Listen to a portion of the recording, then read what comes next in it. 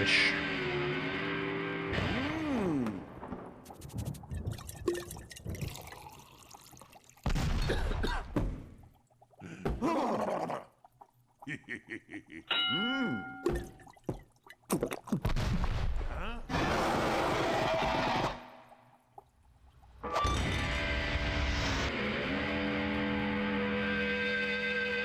Oh, they must have done the expansion pack. Okay.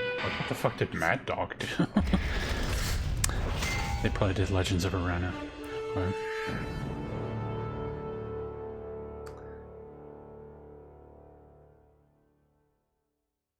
Hello?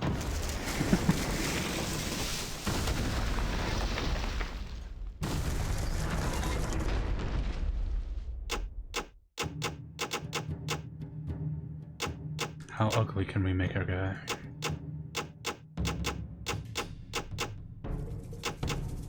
That's pretty ugly.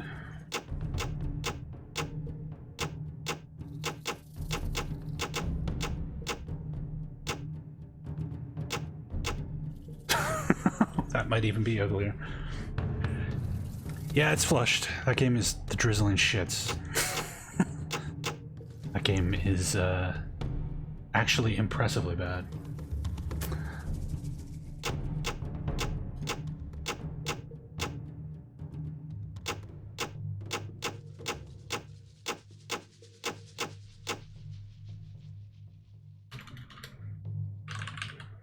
Sure.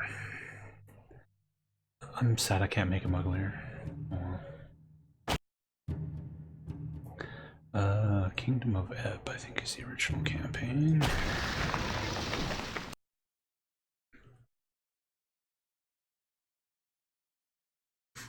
Yeah, Dungeon Siege is okay. This game's fine. But yeah, Throne of Darkness is just... like, oh look, I have two characters who are 7 levels behind the next highest character. They can't do damage, so they can't level up. Fucking... The once magnificent empire of stars had crumbled into oblivion. Paralyzed by its own power-hungry legions, and torn asunder by an ancient and merciless evil. But the 10th Legion, the dying empire's most valiant soldiers and most trusted, withdrew far to the west, to a land called Ebb, seeking to preserve what their empire had lost.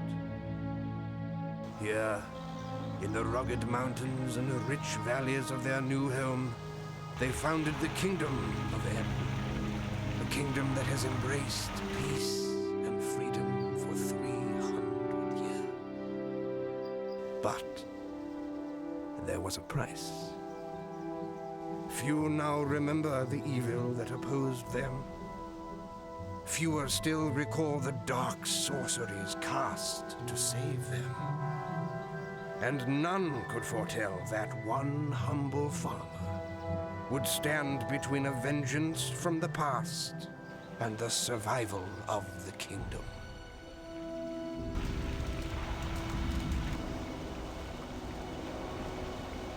I tried to make him look as dumb as possible. The options were pretty limited. The Krug are attacking. I couldn't hold them back. You have long been my friend, but you can do nothing more for Old Nord. Go to Stonebridge. Find Georg. If the Krug have elsewhere betrayed us, your bravery will be needed by the king. Go.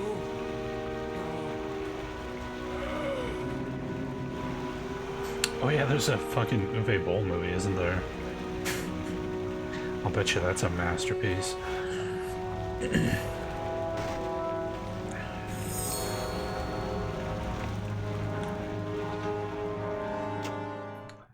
Let's turn the music down a touch here. Crank the voices up.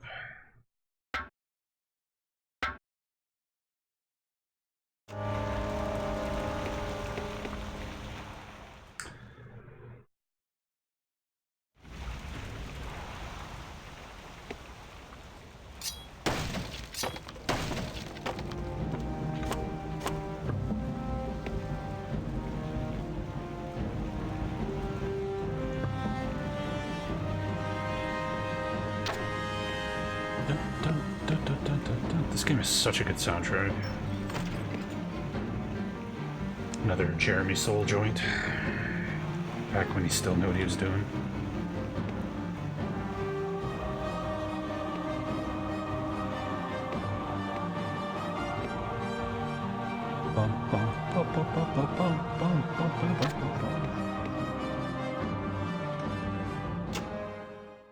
I turn this down a bit.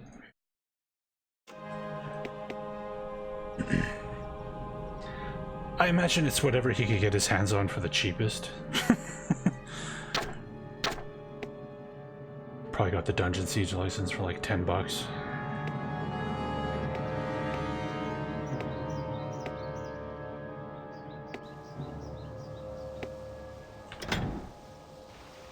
Let's see. This tells you like DPS, right?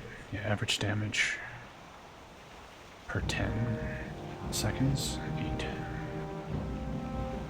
36, okay. 24.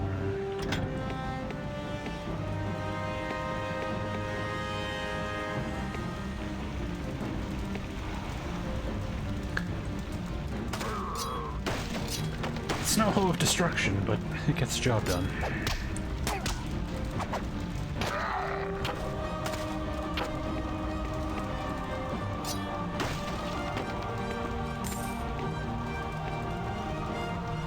Isn't there a, it's like a loot everything button, right? Sorry, I wasn't expecting to play this today.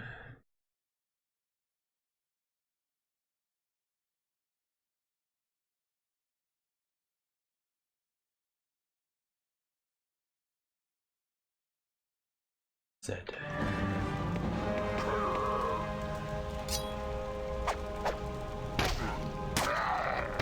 So I can just hit Z. He picks up shit automatically.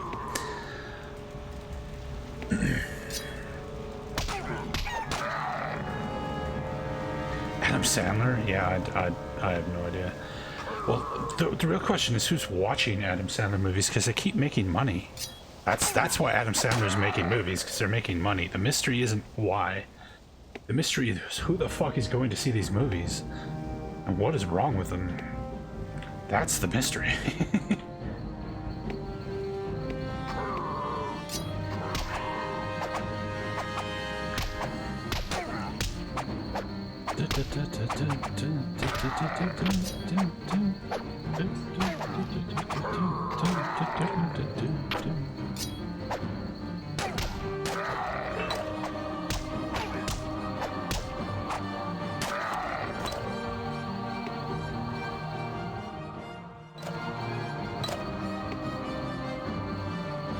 Jack and Jill, yes.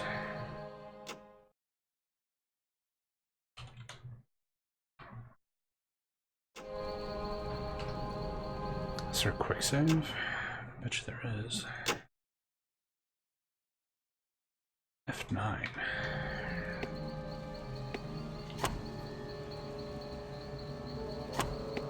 I like how the map is literally just a zoomed out camera angle of the game, and you can even play it from the map if you want.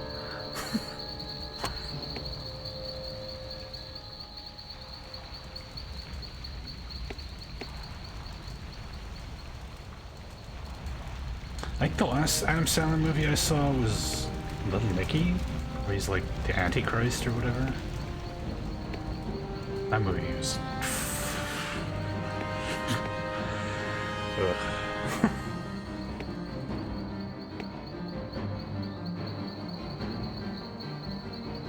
The ultra hardcore fan of a game you Let's Played several years ago tells you everything I did wrong. Oh, I love those. I get that all the time. Hey man, you didn't pick up those grenades. Like, I finished this game 2 years ago, man. What the fuck are you talking about?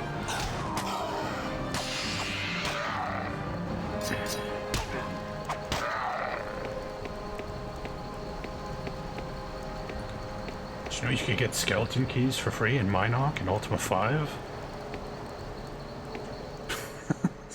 Sure.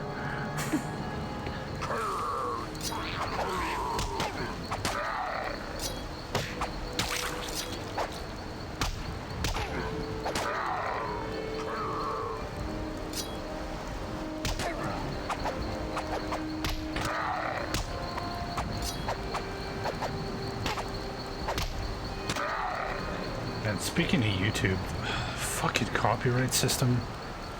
So Severance, I've had my VOD on YouTube for like a year now, where Melee leveled up. And there's a song in Severance, it's like this drum song, right?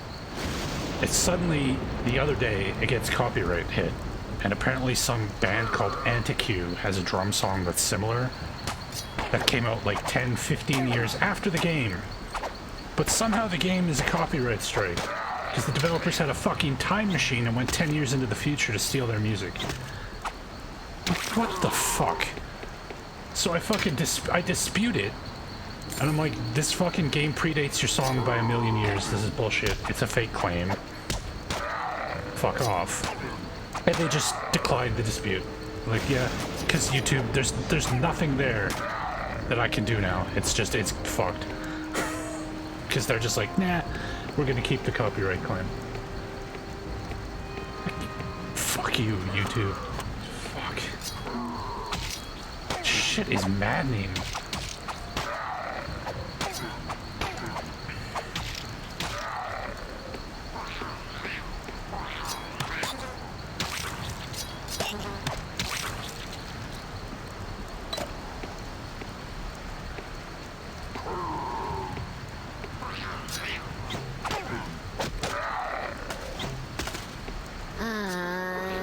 Ashby, thank you for the follow.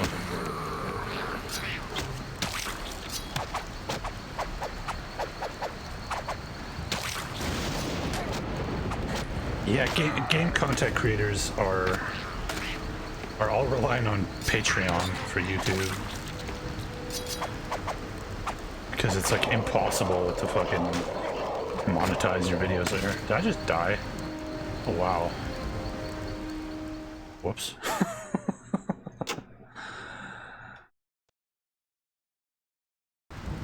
I was not expecting that.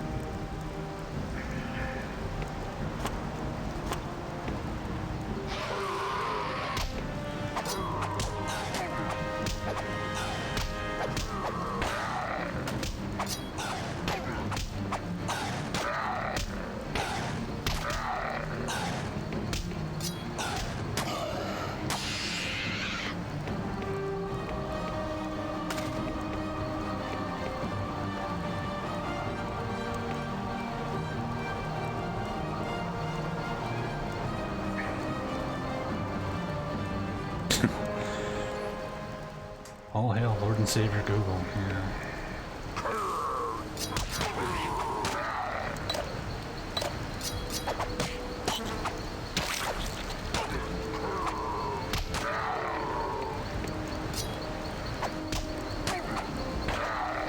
See, I guess I could talk about the actual game I'm playing here. So this game has a level by doing system. So as you see, we just got a melee level up.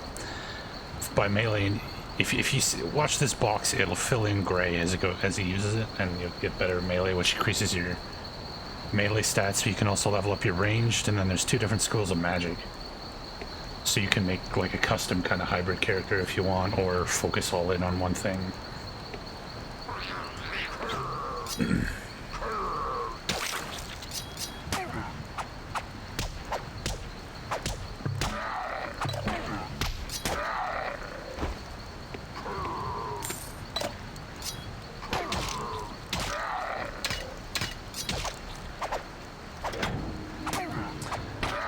42 damage compared to 36. Deal. Ooh, 48. Never mind.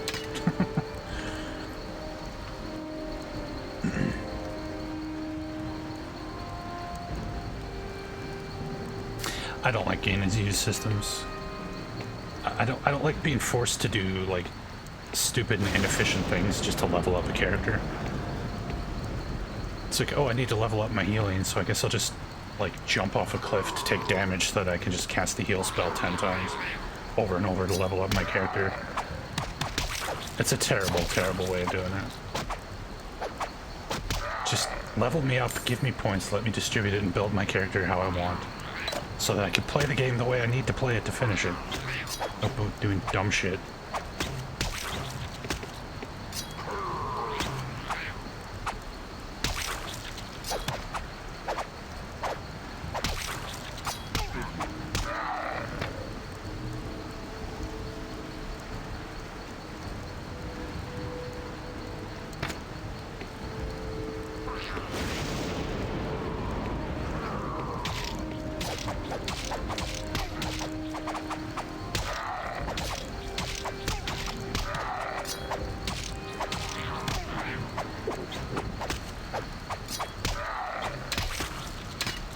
I remember correctly, I think potions have like multiple doses in this game. Like you can use healing potions multiple times.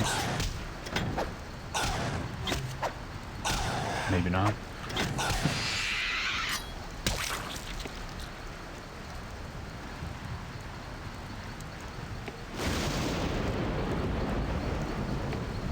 Yeah, Throne of Darkness is just... no. Big old nope on that one.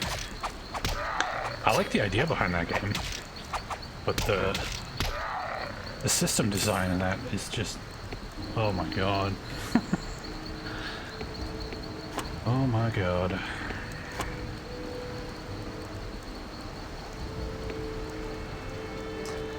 Yeah, this game is a motherfucker to get working in Windows 10.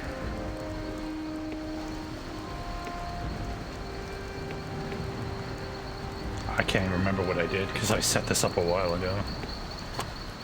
But I remember it was a bit of an ordeal.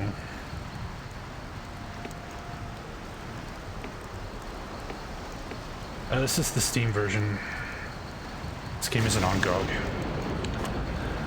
GOG doesn't have any Microsoft games.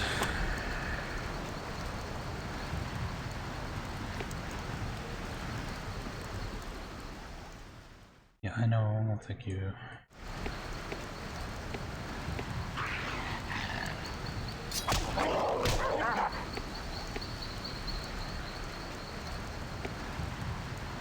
Yeah, like, Steam doesn't even have the expansion pack, so you gotta download the expansion pack from somewhere else. And then do a bunch of hoop jumping to get the game working properly.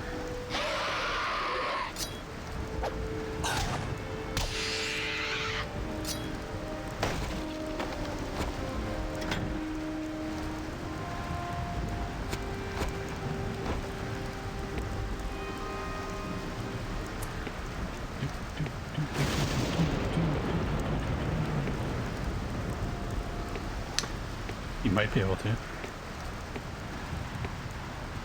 There's a guide on Steam under the guide section that has a lot of helpful stuff for getting this working and getting the expansion pack installed and everything. I still had to do more, but it was at least a good starting point.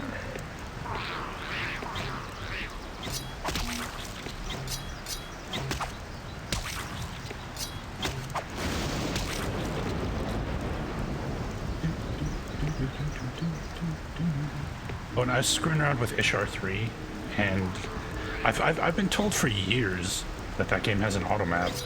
It doesn't. It has an auto map when you're in town, but nowhere else.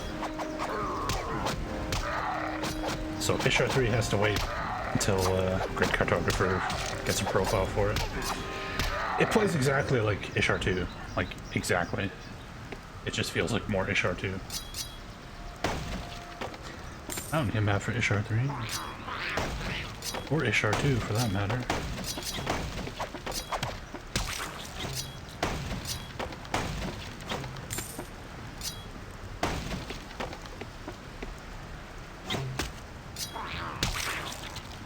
Although, I will say that Ishar 3, as soon as you start playing it, there's an NPC guy who walks up to you, and he can actually, like, talk to him, and he gives you, like, information on where to go, which was pretty impressive.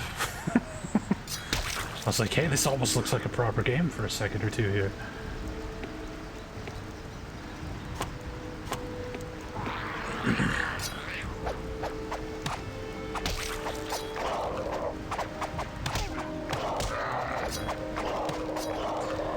Ishar 2 is, something.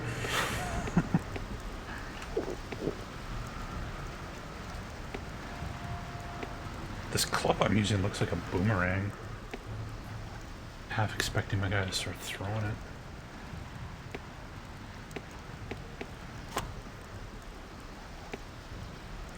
I do like being able to move directly on the map. That's pretty handy.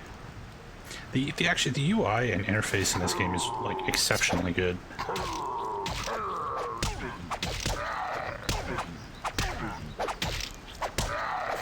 You got all all the formation options, attack options you need. You got automatic looting, it inventory sorts for you.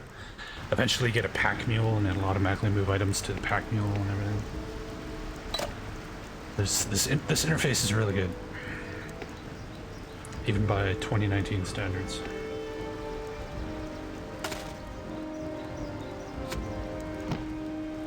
History of the Crypts.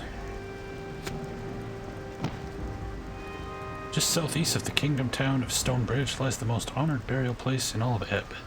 Here the bodies and bones of all the kings and queens of Ebb are laid alongside the commanders, grand mages, and heroes of the 10th Legion. Consecrated by the returning 10th Legion, I guess it's supposed to be 10th, as they fought to free Ebb from the tyranny of the Sec, the Crypt of the Sacred Blood is built on the site of one of the bloodiest battles of the Liberation. As Legion Commander Caris Noani surveyed the dead following the battle, he ordered that a space be cleared in the center and excavation be begun. From this day forth, there shall be nothing accomplished that was not purchased with. The font's a little messed up here. With the blood of these valiant hearts, Noani is reported to have said. Over the centuries, wealthier families installed layer upon layer of secret passages and traps to discourage looters from disturbing their interred loved ones. Today the crypt is considered unnavigable, okay, and most burials are instead performed in graveyards surrounded by the crypt entrance.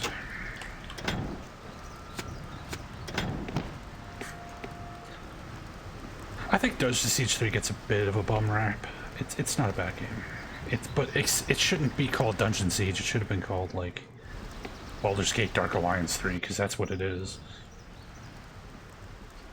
It plays like Baldur's Gate Dark Alliance, Champions of Norath, that kind of thing. Space Siege. I've never finished that. I got that game for free. And I've still never played it for more than, like, half an hour.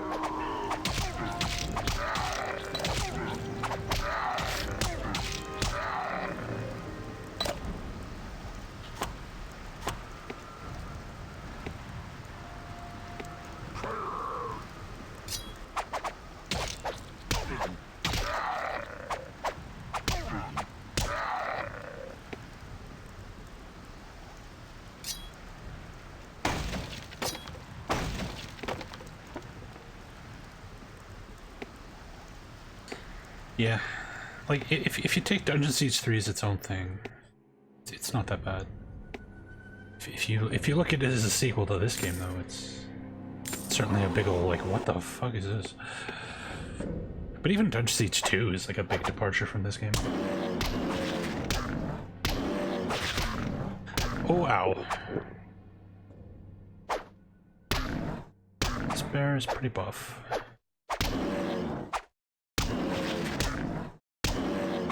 Come on. 13 hit points. Oh god. Ow. Kill it. Ah! Go through all my potions. Kill the bear. Thank you. We dropped magical armor though. +5 to health, 10 defense. Deal.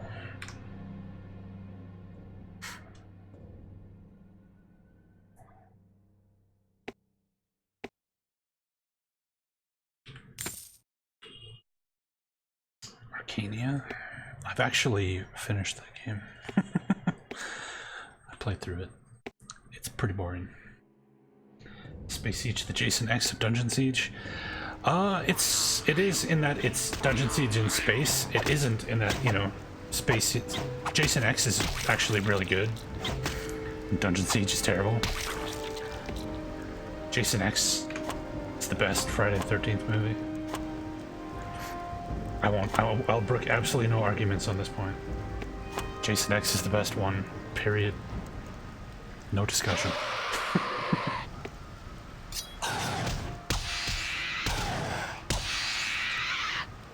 I think Arcania is in Gothic 4, which it's no longer called Gothic 4. It's now just Arcania. Jason X is so fucking funny. It's so dumb in the best way possible.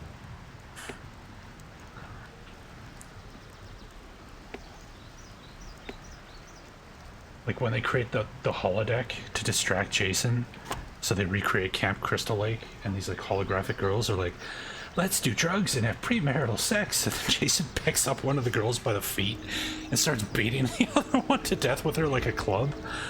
Oh my god, I fucking like cried. I was laughing so hard at that shit. So stupid. He starts swinging her into the fucking tree. Oh, it's so good. It's so good. And then he gets upgraded. He goes into this machine and gets turned into like cybernetic Super Jason. Oh fuck, it's so dumb in the best way possible. It's amazing. Ooh, healing. Healing is good.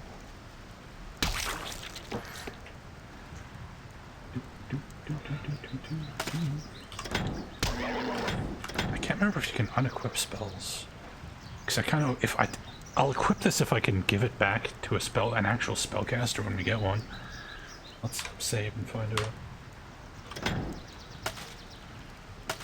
Oh, you can. Oh, sick. Okay. Nice.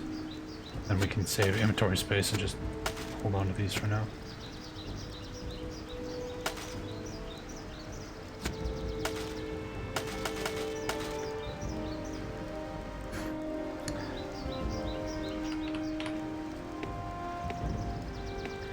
Alright. Healing spell will be helpful. Ooh, we got a mini boss.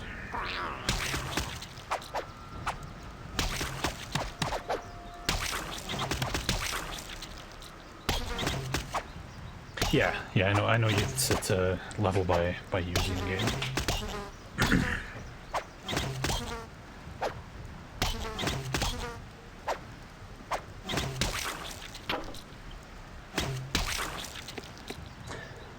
Let's see.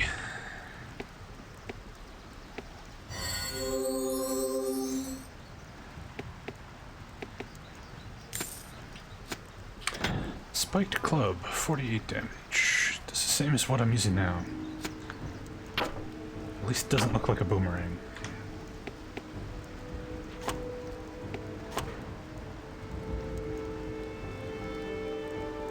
Yeah, this game, the whole game world is one continuous map. There's no loading ever. It's pretty cool.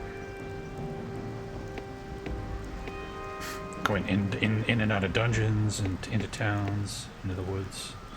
It's all one ginormous map. Which is probably why there's all these Ultima remakes on this engine. There's a complete remake of Ultima 5 and Ultima 6 in the Dungeon Siege engine. Like fan-made remakes.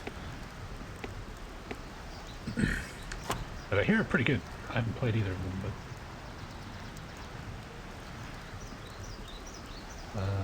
shit. Which way was I going? I'm all turned around now. Yes, Gothic and Gothic 2 are both amazing. Gothic 3 and Arcania, not so much.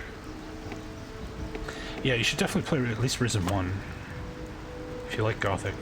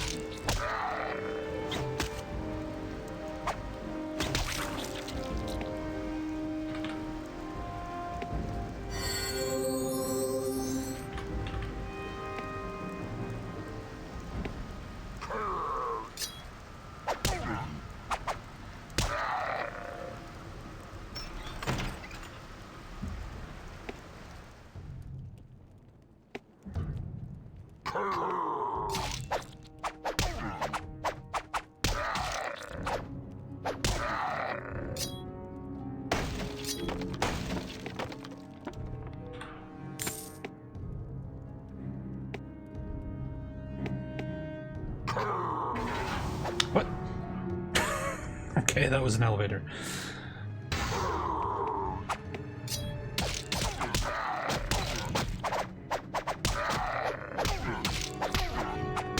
The elevator kind of reminds me of Nox.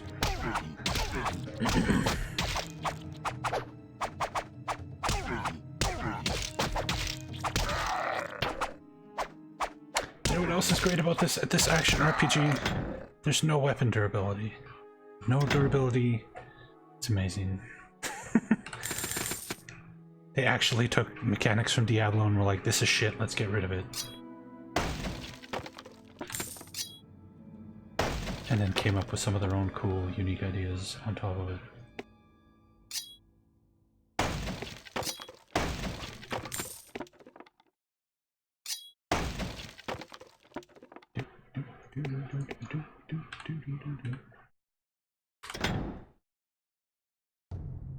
This is worth 2 gold, get rid of it. This is worth 2 gold.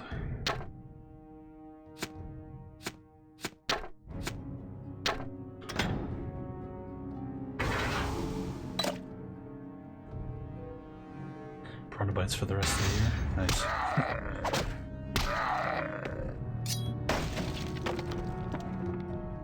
Yeah, the same thing, Headwound. I tried Breath of the Wild, and I was just like, everything breaks constantly, so it's like, what's the point of engaging with the combat? What's the point of exploring? Like, everything you find is gonna break in 10 seconds. There's no reason to explore, there's no reason to fight anything, just run by all the enemies. Skip everything.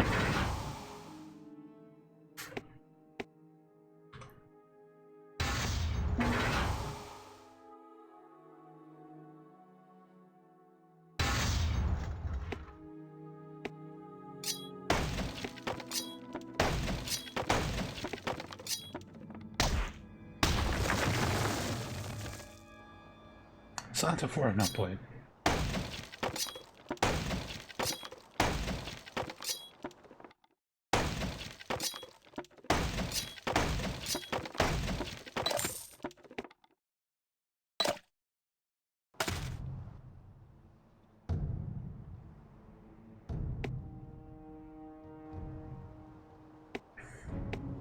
Bomberman.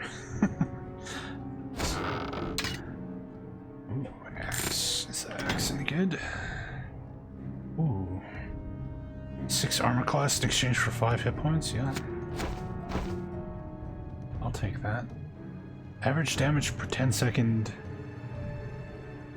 Infinite? What? Is the font messed up? 11 to 17. Average damage per 10 seconds, 80. There we go.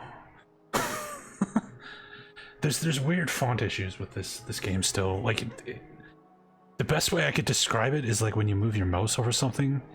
I don't even know if it comes through on Twitch, but it like distorts the area around the mouse. And it can mess with the text. It's really weird. This game does not like Windows 10. It really does not.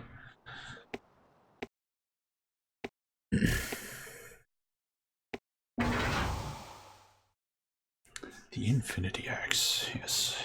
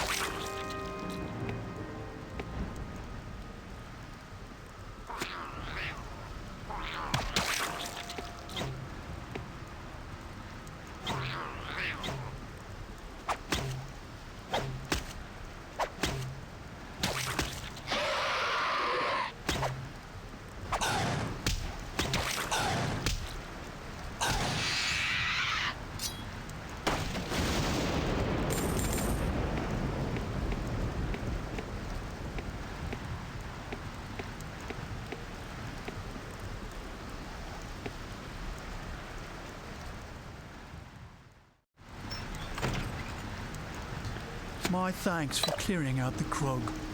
If they're coming after farmers in our own homes, I don't doubt you'll battle many more on your journey to Stonebridge. You'd best be on your way. Watch out for yourself, and don't worry about me. I've enough supplies in the cellar to keep me going until this blows over.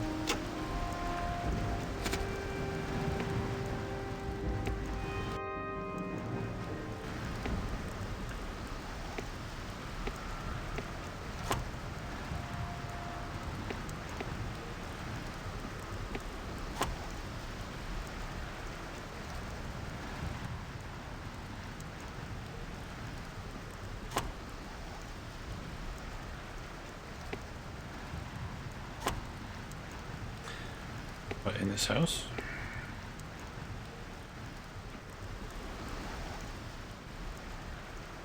Not interactive. It looks like the other one we looted, but can't touch it.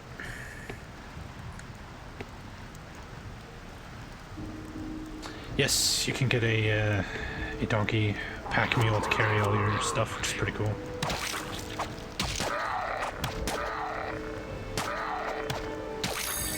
I think you can even send the mule back to town to sell stuff while you're in a dungeon.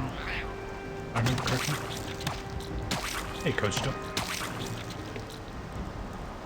Alright.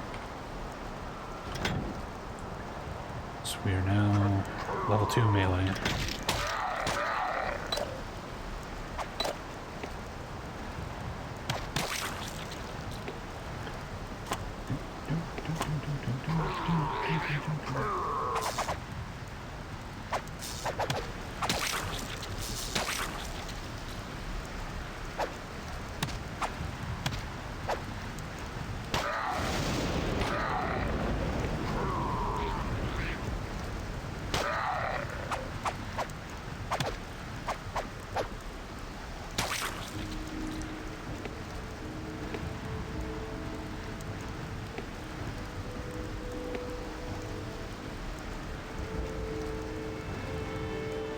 Yes, yeah, this came out the same year as Neverwinter Nights, and yeah, it looks better. And plays better. It's just better in pretty much every way.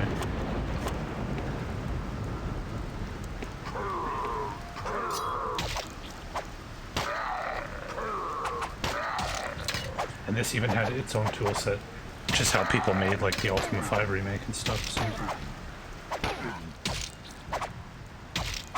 Clandak the Krug, it was like a boss. Get him. Get him.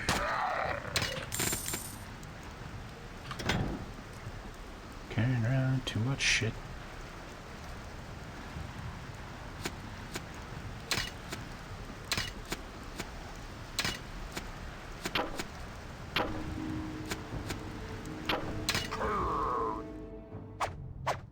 Whoa, camera.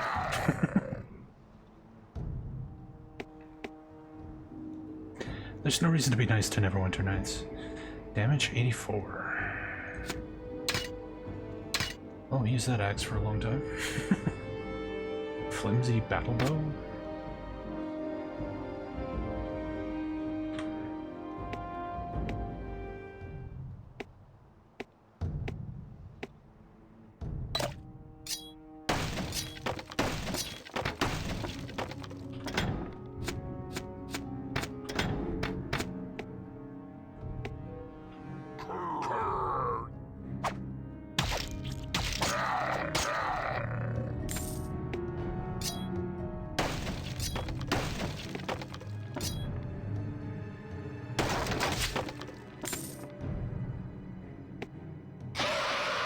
It's up there. It's one of the worst I've ever played.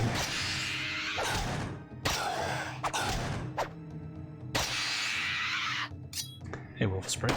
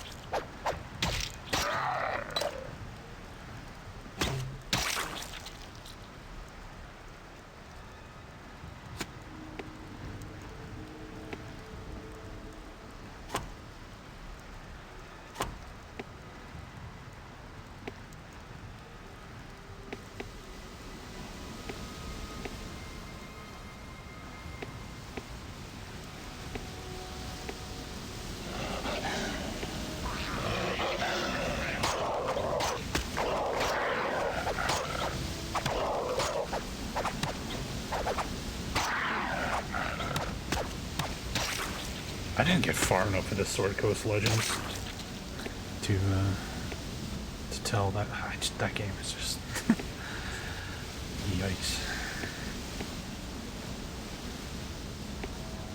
Let's make a D&D RPG that doesn't use D&D rules at all. What a great idea.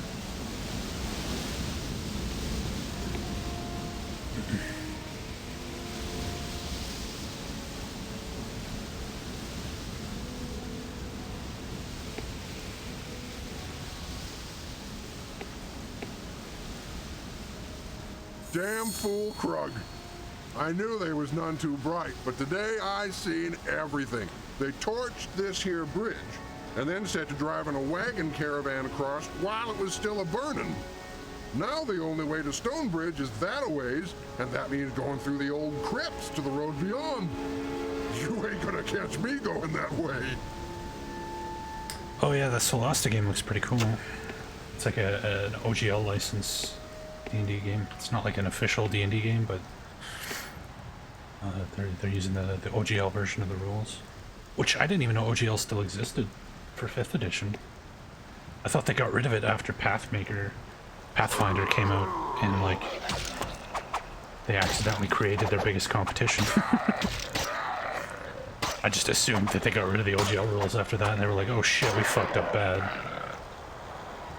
But apparently it's still around and you can use it for 5th edition, so that's cool.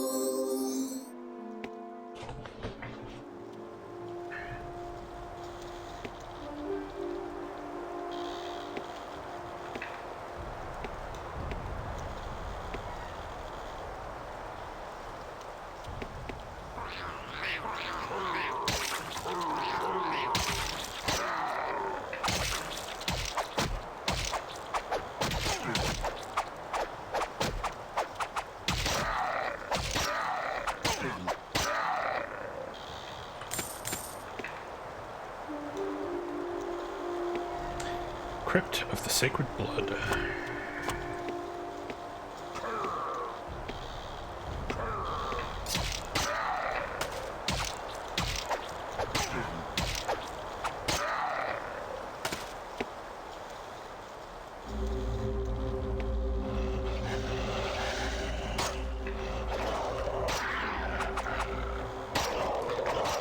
Alpha Wolf? Ow, ow. Can we, like, fight on the shrine? Sick.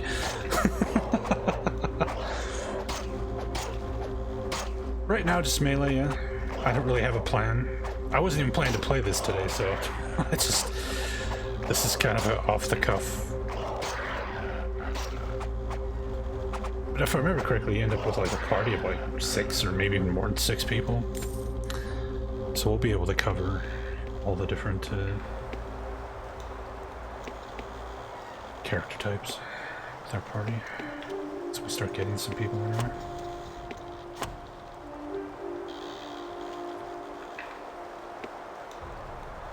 Why'd I stop Throne of Darkness? Because 2 of my characters weren't leveling up and couldn't level up, and the inventory management was a nightmare, and sitting around waiting for characters to heal for like a million years was a nightmare. It's a terrible game.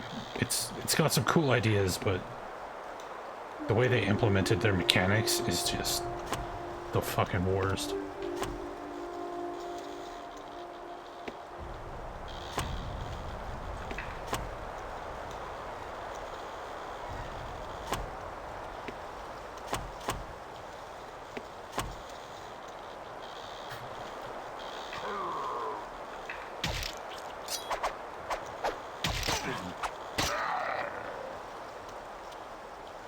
quit the game after less than an hour. I lasted a little longer than you, but not much.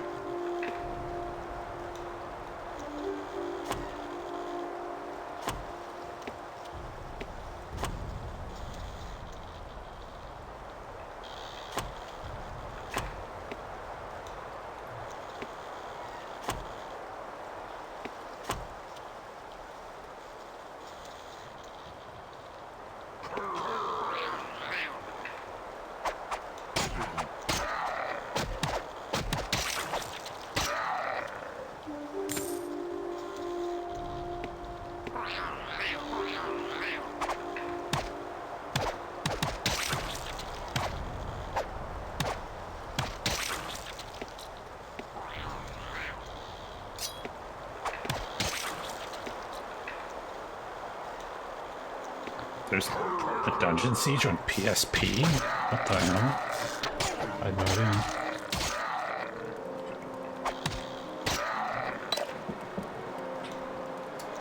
That sounds like a recipe for bad times.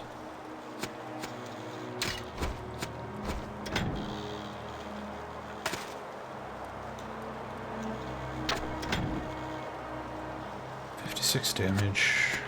Not worth much money.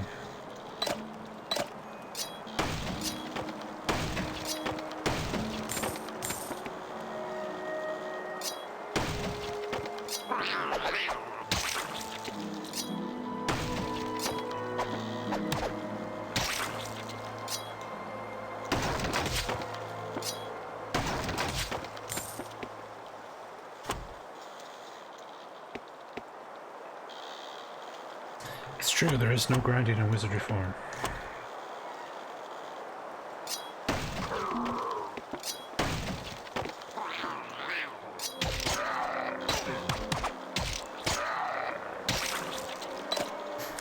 If I were to ever play Wizardry 4 on stream, I would just do the PS1 version, which has the auto map, which actually shows all the bullshit traps and stuff.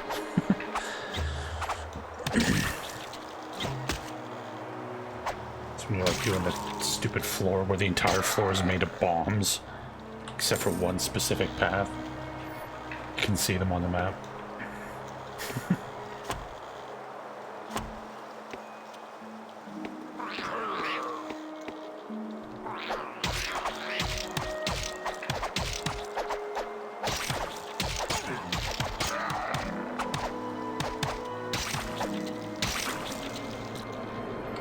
Not bombs, bombs, as in explosives. Traps. Like, it's... There's a map of Wizardry 4 where literally the floor is empty. There's no walls, there's no rooms, it's just a big, empty fucking map. But the whole floor is covered in bombs, except for a specific path. And those bombs will kill you instantly if you step on them. Instant death. So it's literally like, take a step, die, load your game, mark it on your map that it's a bomb, take a step, die, load your game, mark the bomb on your map, over and over and over for the whole floor. It takes hours and hours. It's so fucked. It is so fucked. Just, ugh.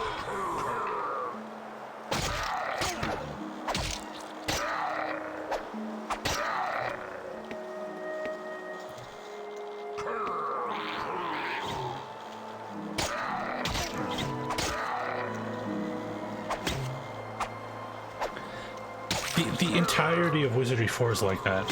Literally from the first room to the end of the game is just nonsense. It's a game specifically made to be trolly nonsense. It's like it's advertised as like a master scenario designed for, oh, you think Wizardry 1 through 3 were too easy? Well, here you go. Here's the hardest video game ever made. Have fun.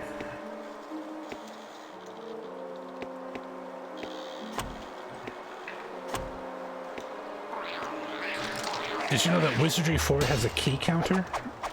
If you look in your character sheet, there's like a number that's just inputs, and the number increases as you play. And there's a hidden number where if you input a certain number of key presses in the game, you instantly die, and it's game over. You have to restart the whole game from scratch. So every menu command you enter, every movement you make on the map, everything you do is recorded, and if you hit the secret number, you're dead-ended and have to start the game over. That's Wizardry 4.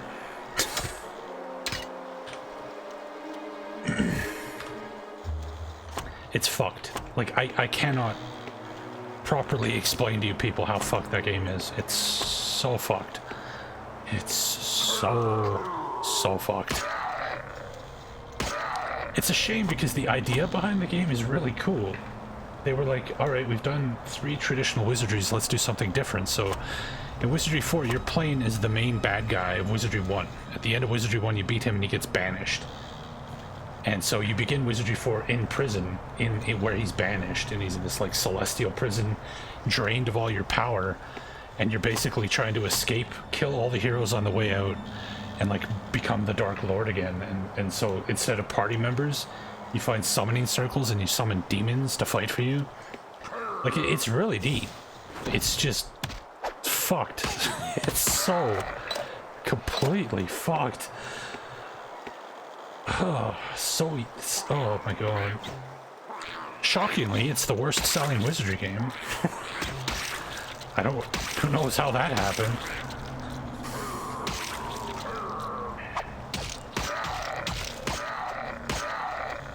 Yeah, Wizardry 4 has it in for you. They don't want you to win. They specifically do not want you to win that game. The developers want you to fail.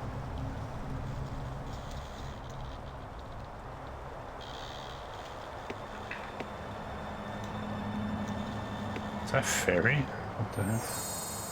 Fairy has given you a gift of life. Thank you.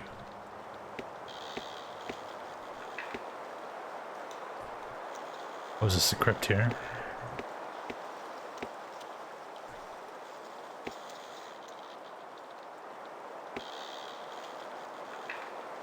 Yeah, if you want to play a game that takes that premise and makes like a decent game out of it, there's a game on Steam called Paper Sorcerer that's basically like Wizardry 4, but not fucked. Yeah, Wizardry 4's got multiple endings as well, as if anybody would ever play through that game more than once.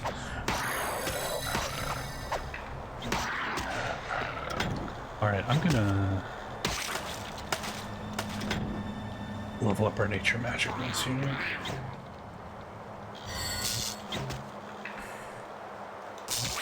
Zap.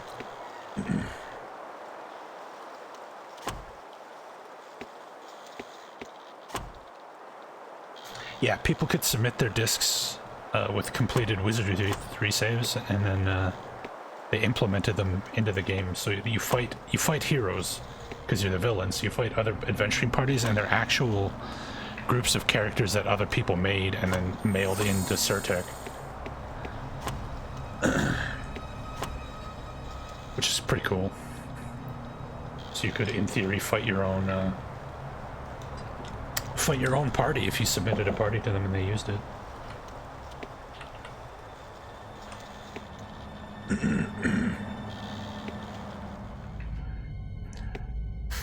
And there's a ghost. So the game's turn-based, but there's a ghost who moves around in real time. Trevor's ghost, or whatever the hell he's called. And he wanders the dungeon looking for you, and if he finds you, he just instantly kills you. So you're sitting there trying to draw your map, thinking the game's paused because it's turn-based, but the ghost is still moving around while you're drawing your fucking map on grid paper. Oh, he found you, dead.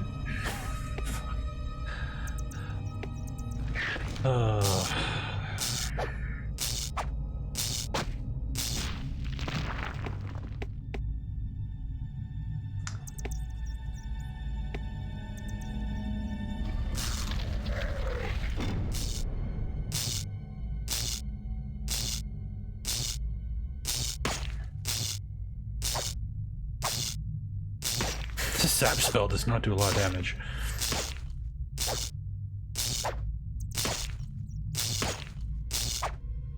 I think 6 is my favorite Wizardry of them all. I like Wizardry 6 quite a bit. If you can handle the the really dull visuals.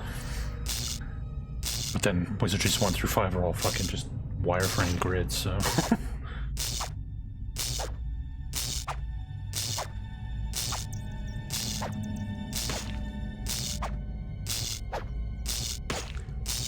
I just want to get one level up here.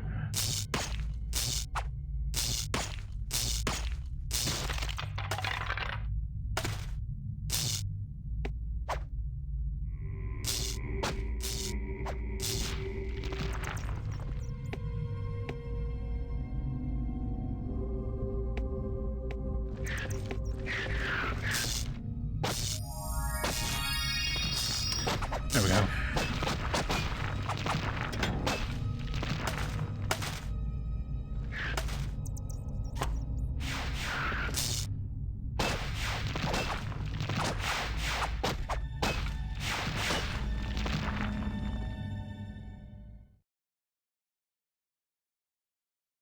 What's this?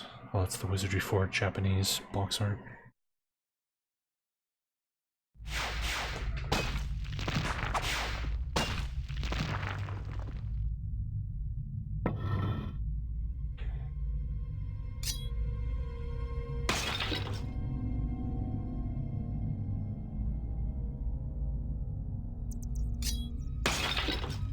Oh, it's about 5, maybe 6 times as long as World of Zine. World of Zine's playtime has been wildly inflated by people. It's not that long. It's 2 games, but both games are like 10 to 15 hours, so it's like a 25-hour long game. World of Zine, 100%. Whereas Wizardry 7 is like 130, 140, 150 hours.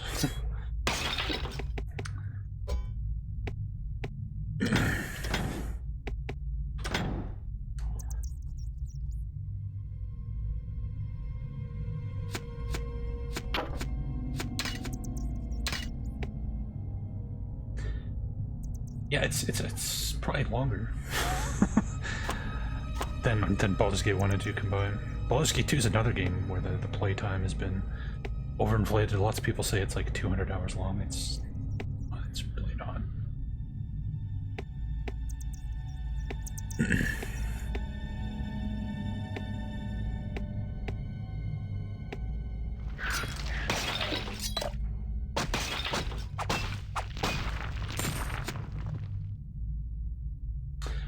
Hours for Wizardry 7.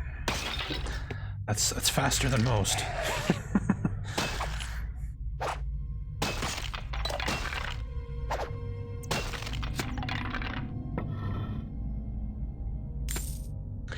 Well, I imagine these days it'll be a little quicker because there's that really nice auto map mod for Wizardry 7 now, so you don't have to use the terrible in-game map or draw your own.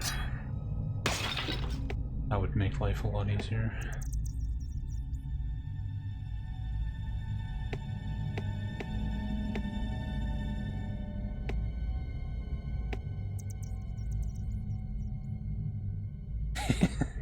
Wizardry 7, it's a good game. It's worth playing, but just keep in mind that you're in for a long, grindy experience. You got to be in a certain kind of like frame of mind to play that game.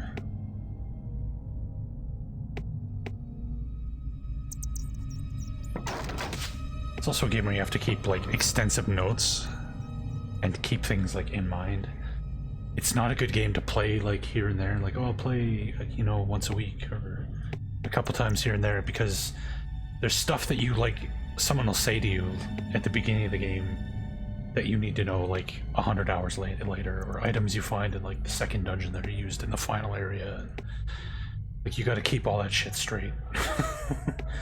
So it's a game you have to like sit down and like dedicate time to, or you're gonna just be horribly lost, confused.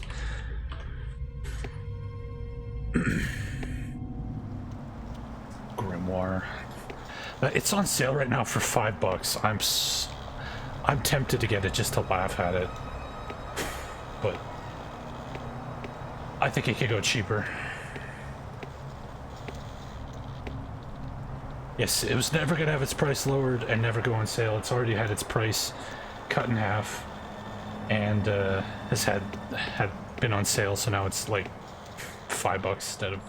It was like $40 when you launched it. It's like $5 now.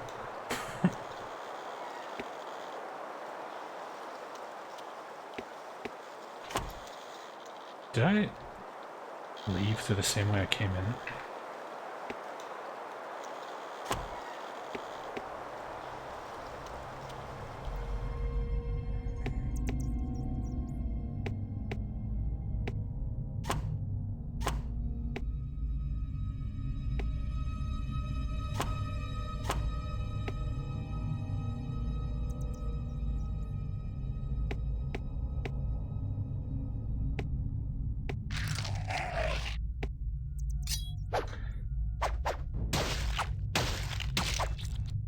Drop a shield.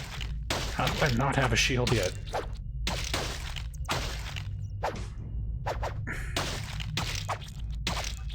Yeah, I've watched a play. Oh god! Fuck! I wasn't watching my health. Shit! God damn it! All right. Yeah, I've watched a few people play through that game. It's a complete disaster. It's all balanced around like there's like 2 or 3 useful spells in that game, and like everything else is useless. it's so weird.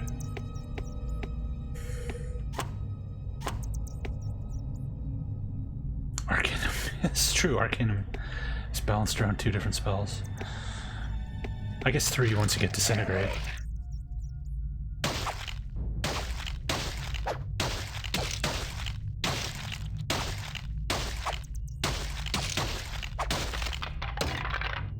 Fucking wrecked him that time. What the hell?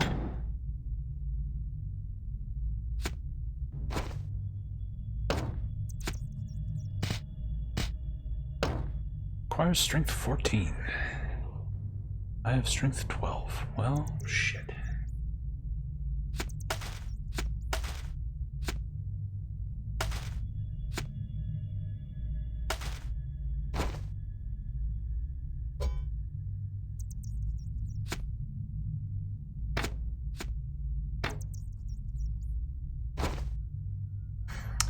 Also requires strength 14.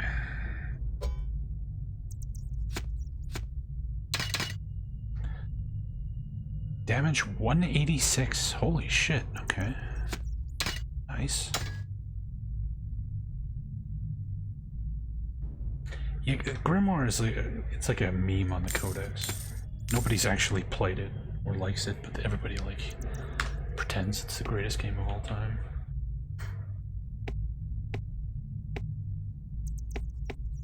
Kind of like Darklands.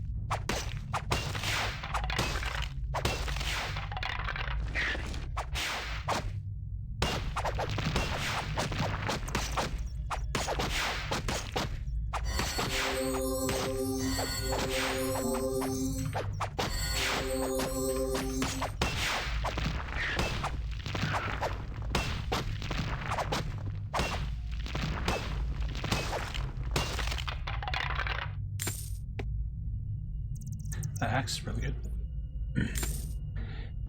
He doesn't threaten to sue people, he threatens to fight people. It's like, I'm gonna find you and beat you up. Such a fucking idiot. Good lord. The life of Etan Stonebridge.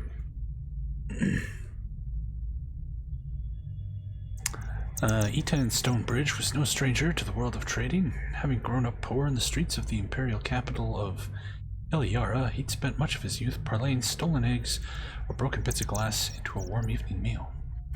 During a brief stint in the Second Legion, he'd learned a bit about horse trading and had become an expert in sniffing out bad deals. But the mindless tedium of the military lifestyle didn't suit Stonebridge's notions of adventures. He abandoned his post in 596 to join a small westward-bound trading company. Shortly after arriving in Ebb, Stonebridge was introduced to the Droog and became convinced that they had more to offer than the exotic weapons and jewelry other companies were failing to acquire. He briefly glimpsed the Droog using eggshell-like material as thick as a man's hand with a glorious oily sheen to it. Judging by the way they were pounding it, it had to be harder than granite. Acquiring even a few lots of the stuff to tile the floors of some wealthy patriarch's villa might put a nice jingle in his pouch. It was a stroke of luck that the Droog held no value in the shells and were actually glad to be rid of them. They were even happier to receive in exchange many of the items that had been previously offered in trade for their treasured weapons and jewelry.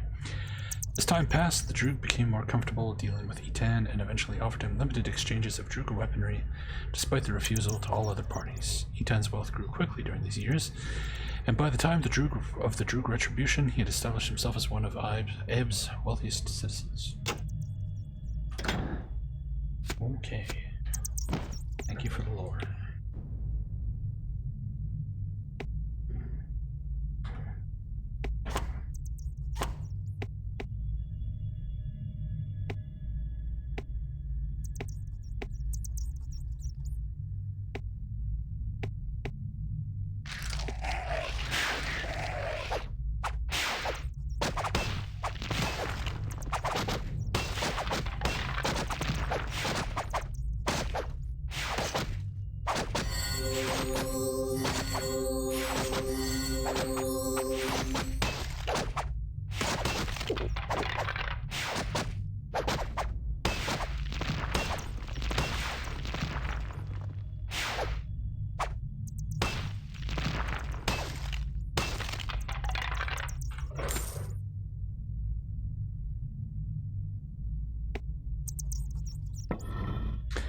I mean, the Codex is full of fucking trolls and psychos and fucking Nazis and crazy fucking dipshits, so of course they love Cleve.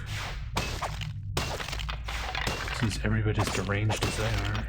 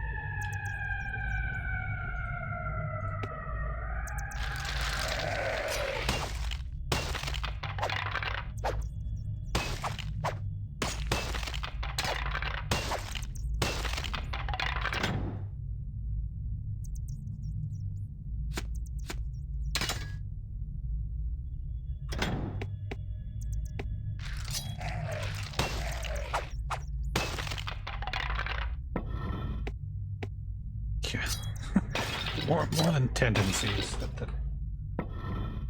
That forum, it's useful because it's like the only place you'll find information about like some really obscure RPGs, but like don't engage with the community because Jesus fucking Christ.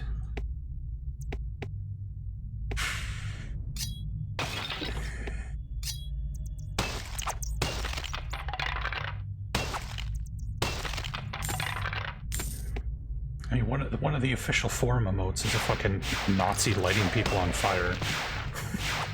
That's like a smiley face to them.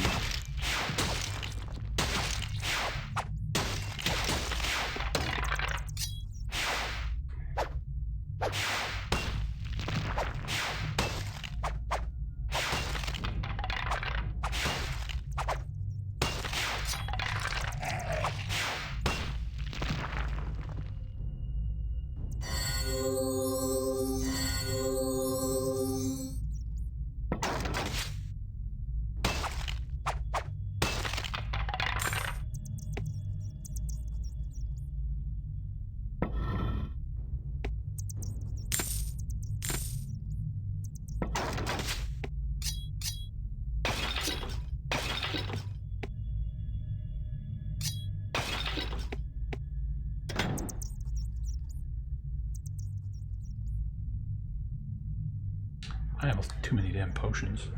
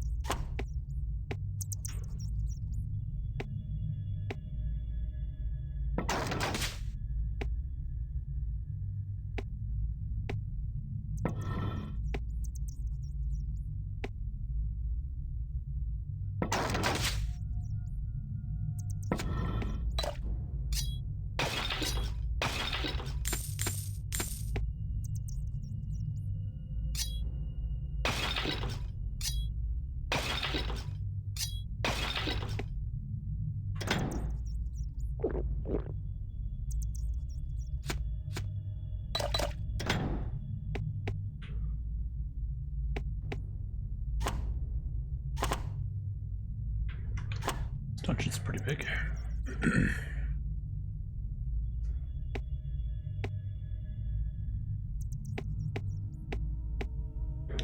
Has my strength gone up at all? Nope.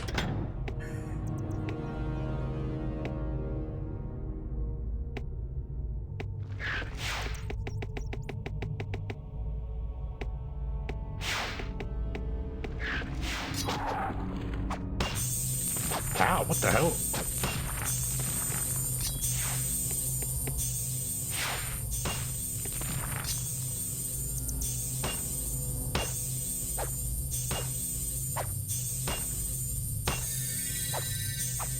Level 4 melee. How about some strength then? Strength would be good. Heart stopper. That is a bow.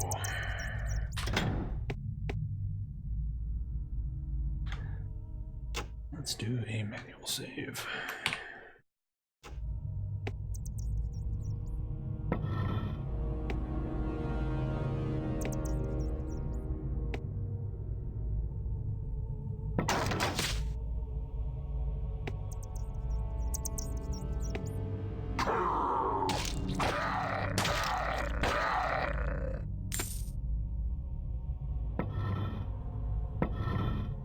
You are either a hero or the most spectacular fool I've ever had the good fortune to meet.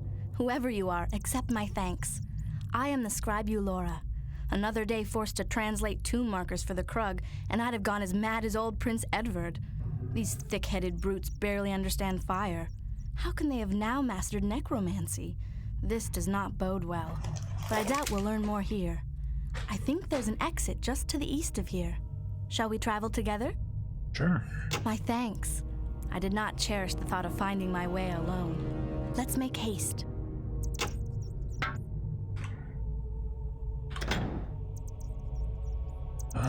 She is a blank slate, so we can make her whatever we want. Cool.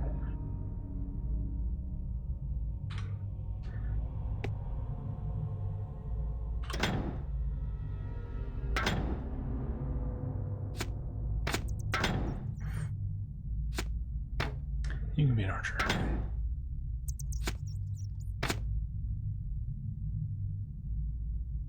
Also give me a helmet.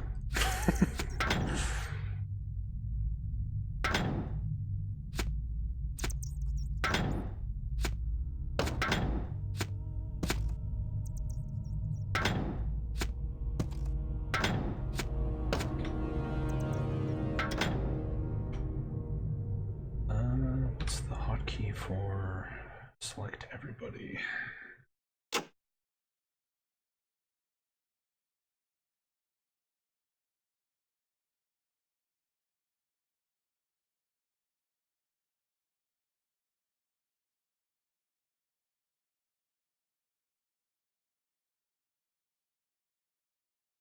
Select all party members, Control A or E.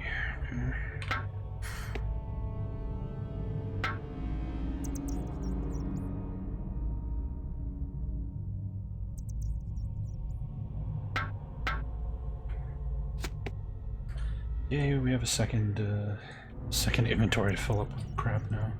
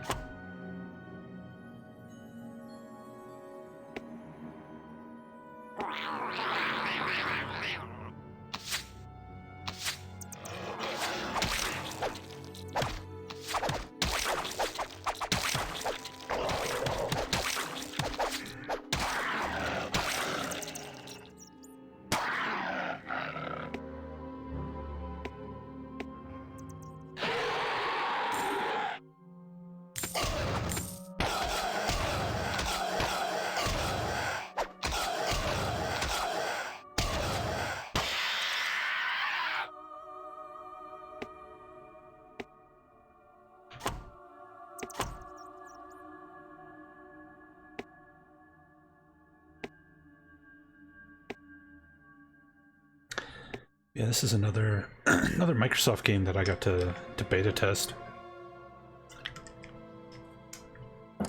Back when they still made PC games.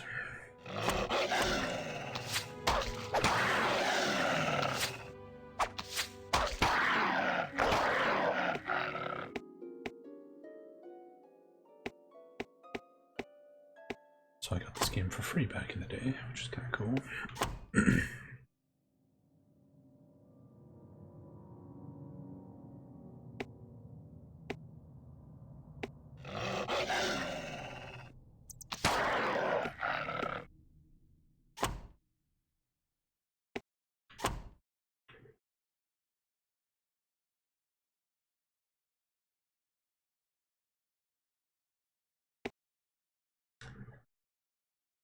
Bow is not going up very much, is it?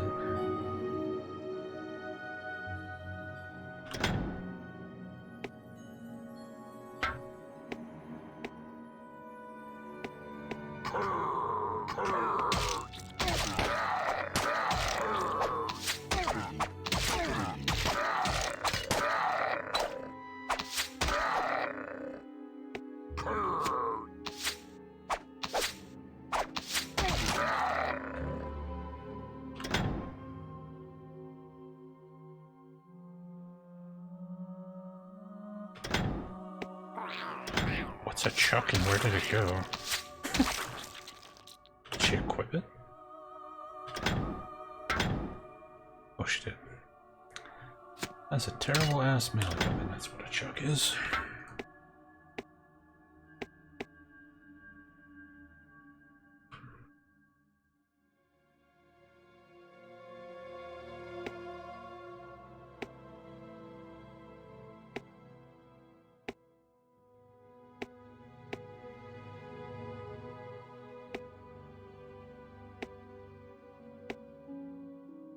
Chuck the axe.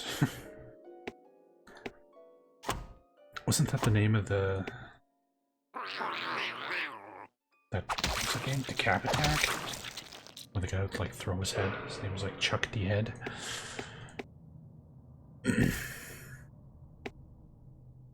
Genesis game.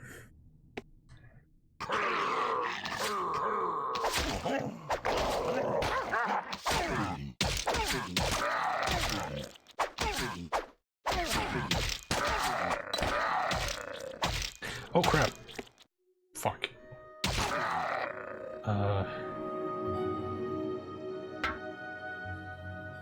Unconscious.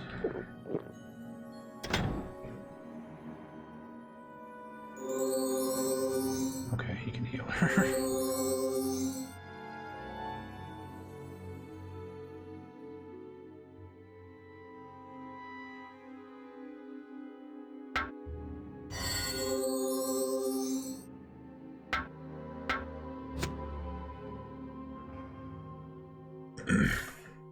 And the rate she's gaining experience is gonna be another Throne of Darkness situation.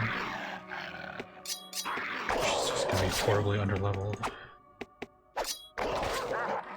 Because level by doing systems are bad. Especially in a party-based RPG. In a single character system, it's not as stupid, but it's the worst thing you could do in character development.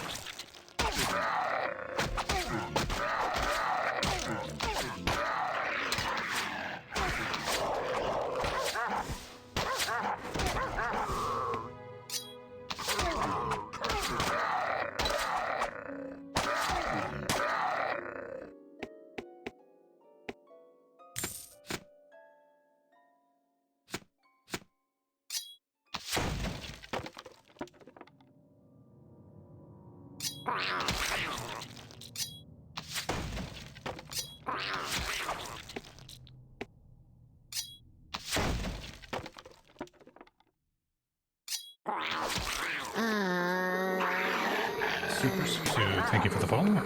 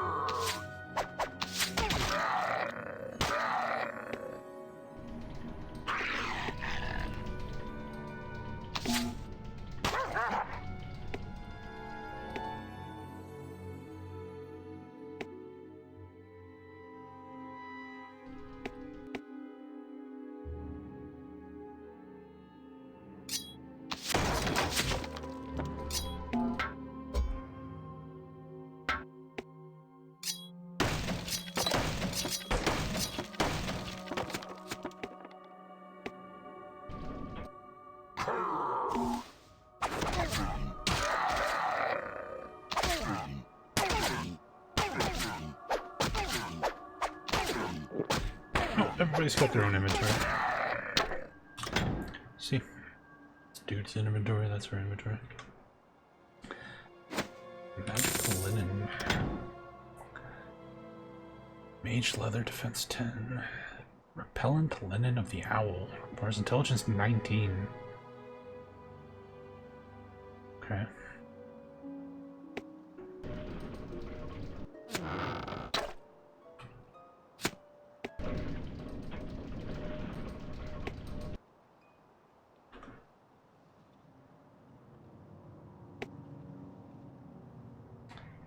Hey look, functioning pathfinding. Oh my god.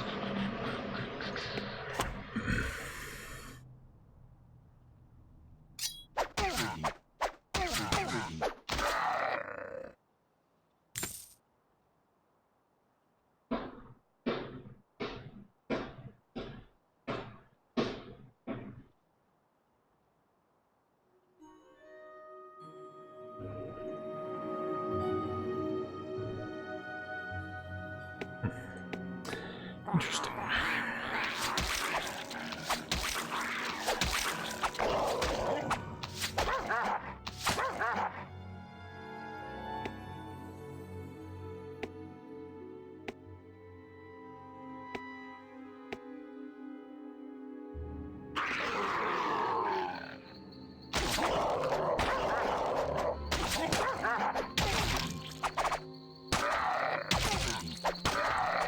Holy fuck. What the hell?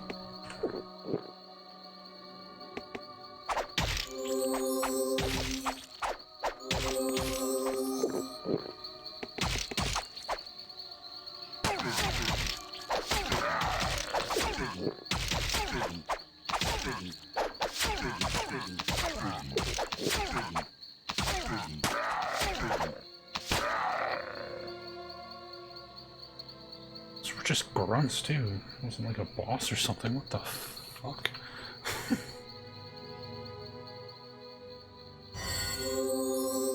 Some overachieving Krug.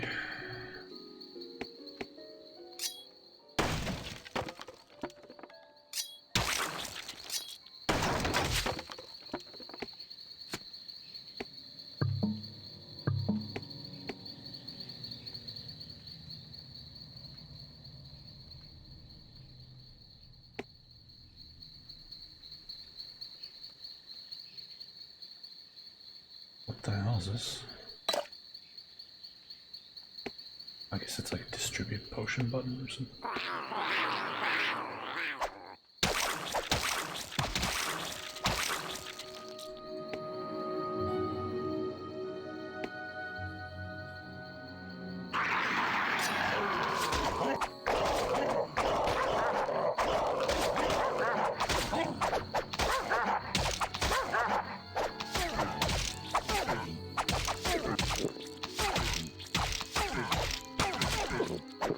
Why are these guys so ridiculous? What in the world?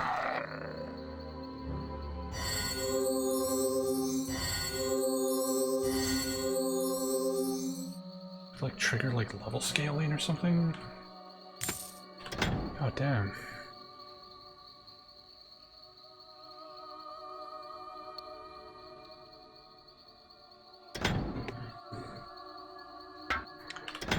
Also, would you please get some strength?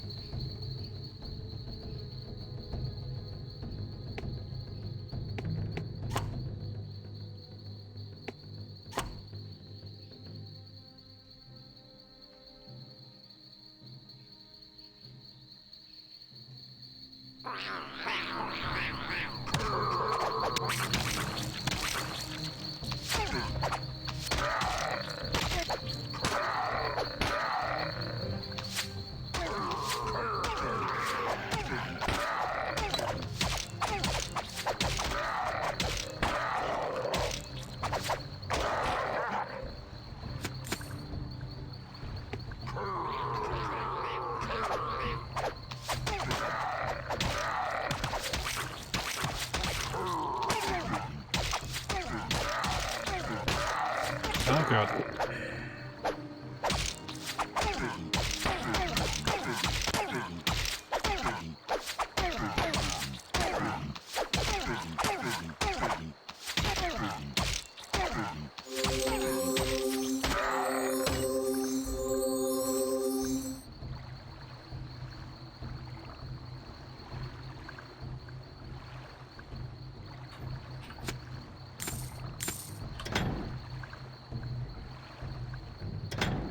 Would I actually equip that shield? Finally! Crowhar's Buckler. Ranged damage reduced by 5%.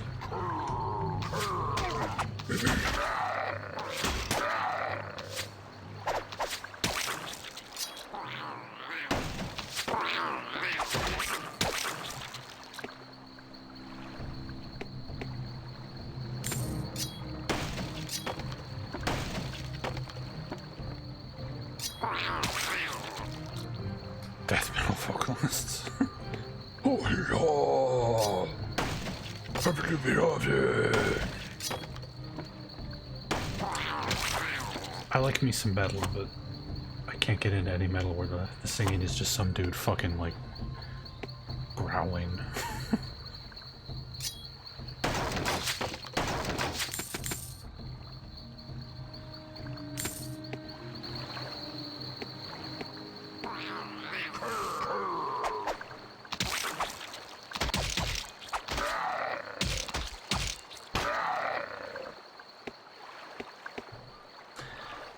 Don't know who that is.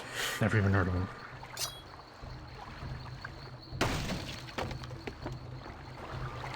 I'm pretty out of touch when it comes to music, though, so...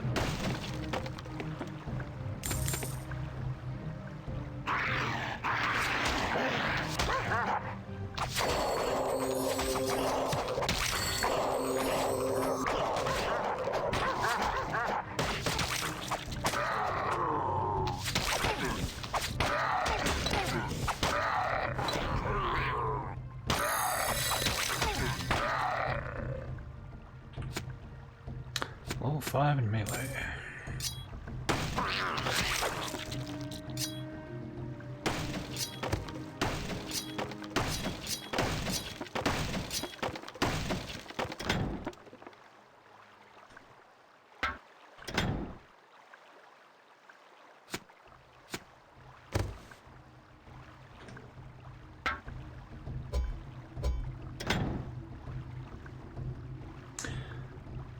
She's already got leather boots, so who cares? Alright.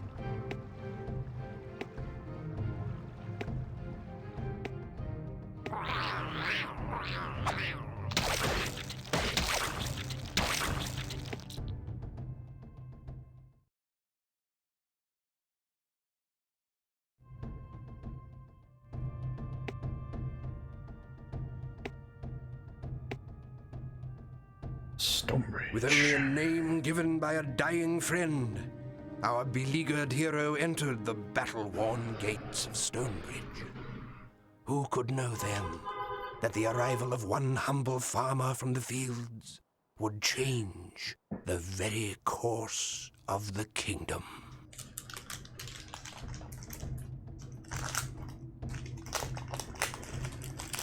Just a humble farmer.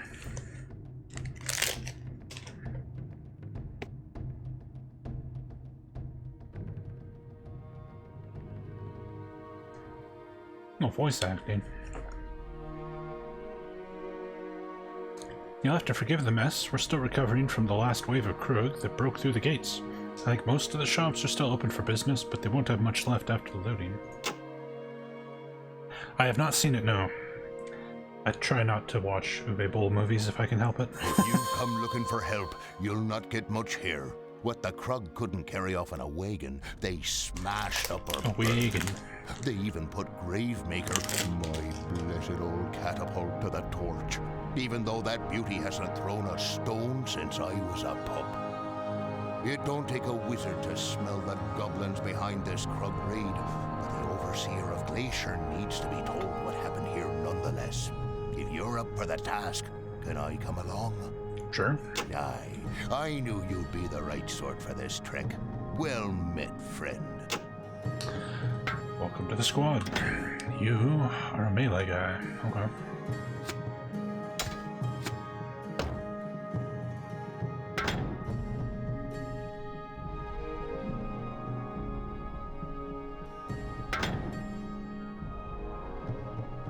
Meat. Damage 1 to 2.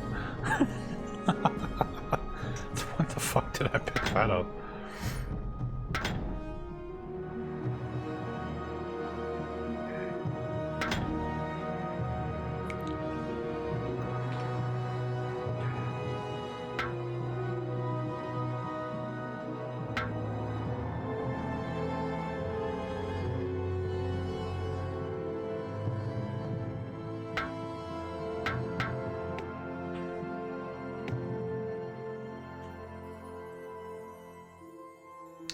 Whoever taught these stupid Krug how to raise skeletons and set fire to good people's homes should be put to the 10 stone for what they've done.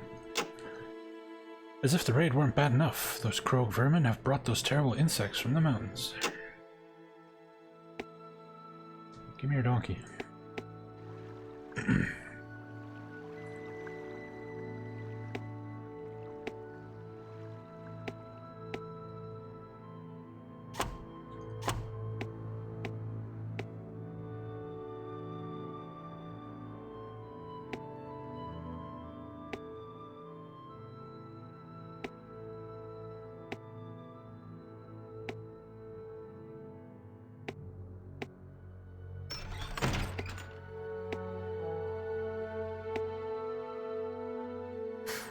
You're the first farmer to come to our mill since those horrible Krugs started their rampage. Oh, but you aren't coming to deliver grain, are you? If it's as bad as they say in the farmlands, we're in for hard times ahead. Since the Krug made off with most of our food stores, and the farmers aren't delivering their grain to the mill, we won't be able to feed ourselves for more than a week at best. I tried to get to the beach to catch some fish, but it looks like the Krug left behind some of those terrible scrubs. I petitioned the guard captain to help clear the beach, but he doesn't seem to understand how much trouble we're in, and he doesn't want to remove any guards from the gates until they're repaired. I could never do it, but if you're brave and think you can clear off the beach, it would mean a lot to the townspeople. Alright. One cleared beach coming up.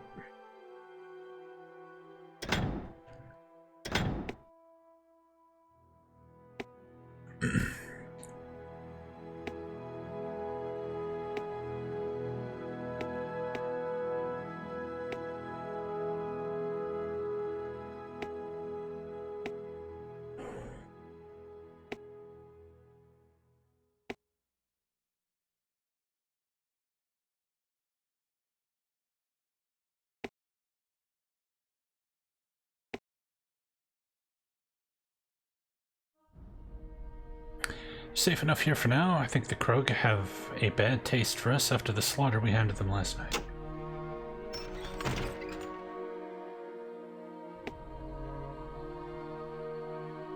think I'm done reading these lore books. They're not very well written or interesting.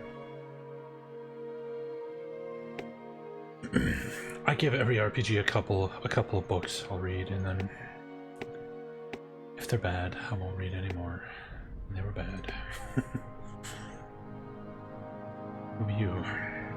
Why the Krug thought they would find magical artifacts in Stonebridge is beyond me. They came through breaking everything that did look magical and stealing everything that did. It was horrible. A few pitchforks and rake handles aren't reason enough to put off Stonebridge to 10 stone. Gresh say burn, Gresh say smash. If ever I find out who Gresh is, there'll be some smashing and burning, alright. Blackhammer Forge.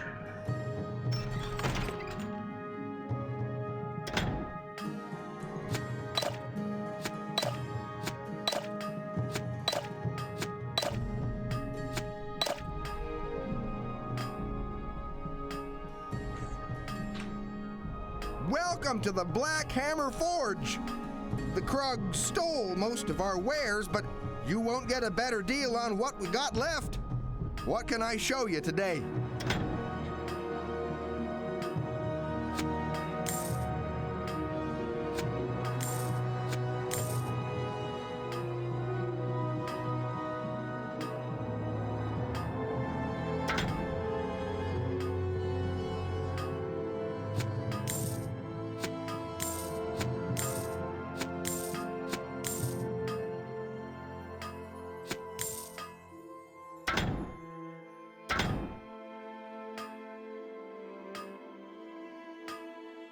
Cleated leather, 23 class. Leather boots of the Badger, studded leather.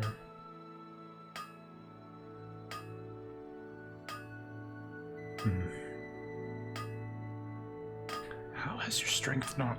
Gara.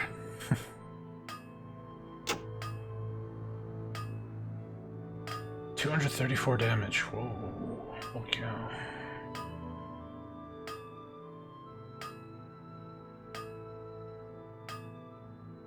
And that's just a dull blade. It's not like the super sex weapon of sex. It's a fucking dull ass sword.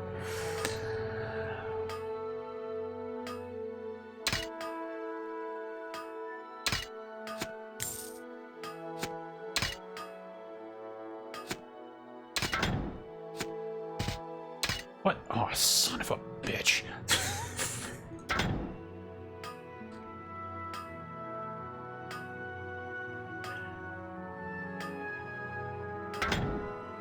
Strength 11. You can't use jack shit. Of course.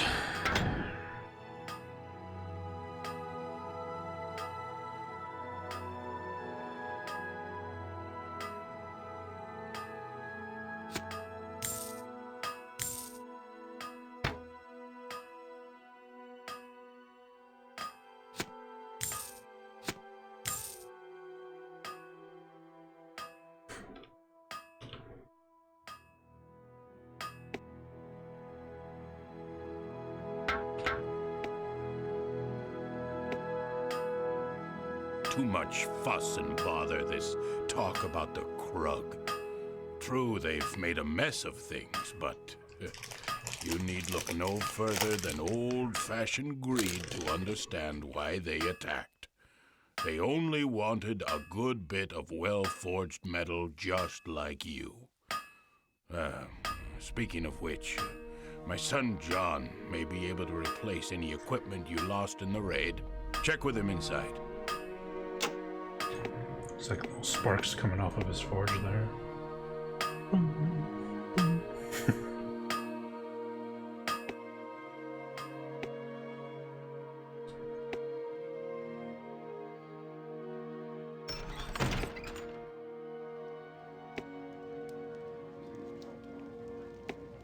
We've not much to offer after the Krug raid. Who knows what them filthy creatures thought they'd find in poor old Eden's Roost. Thankfully, they're gone now. Go if you must, but remember, Eden's Roost is all... Greetings. I am Zed the Sorcerer, and as of late, Zed the Bard. I arrived, I am told, just in time to miss the biggest thing that's ever happened in this wretched village. If you can use a sorcerer, take me with you. I'd certainly like to see some excitement somewhere in this kingdom. Normally, I charge a fortune for my services, but I'd be willing to take somewhat less. Damn it. Just to get out of this putrid place. Is my fee acceptable? It will be once I sell something, I guess. Like 19 gold shy.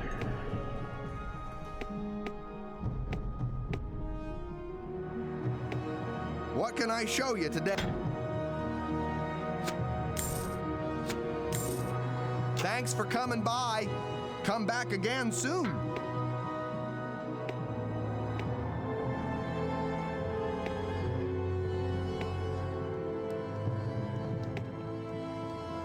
Greetings. Salvation at last. Let's see what kind of trouble we can get into. Alright. So this guy is a nature magic wizard. He has resurrect and healing.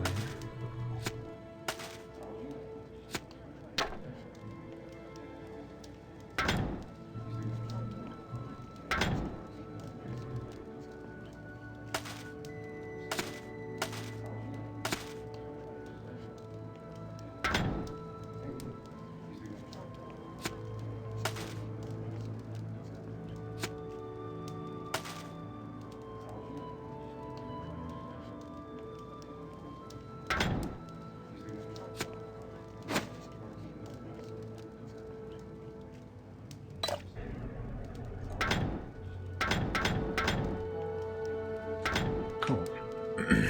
Potion distribute button, pretty handy.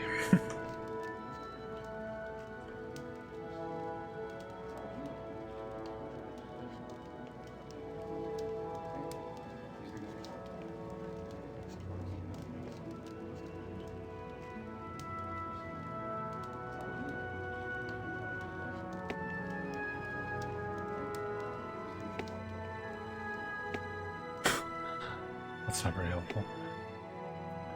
Can I rearrange the party order somehow?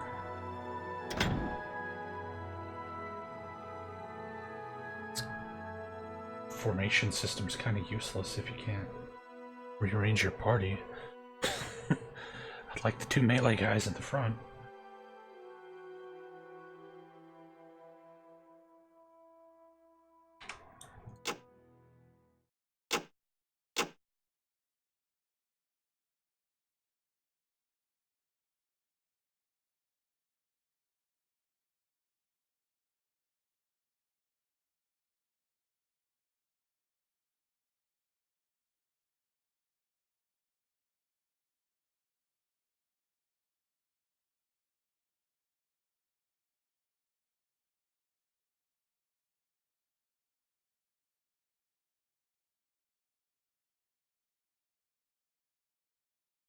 Doesn't look like it.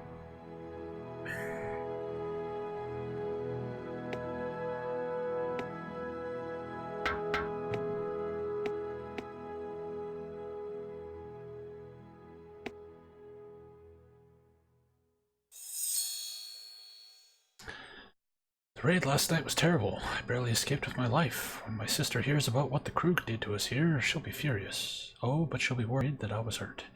She's an archer in the Legion stationed at Glacern. If you're going that way, could you tell her I'm alright? I'm sure she'll make it worth your while. Her name is Ada. Or Ada.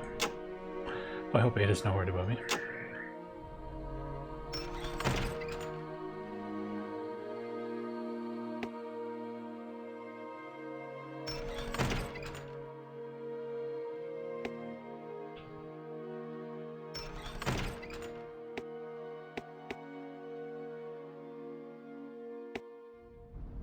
What the hell? Hey, watch who you're kicking. I've got a sword and a mind to use it. And I would too if I didn't have this bloody hangover. People keep waking me up with some damn nonsense about saving the village. But you look the sort that'll pay for my services. For a clink of gold, you'll have the best sword slinger around. Deal? costs 1,100. I have 11 gold. So that's not gonna happen. He's alright though. Alright. Well, if we get our hands on some cash and get another fighter.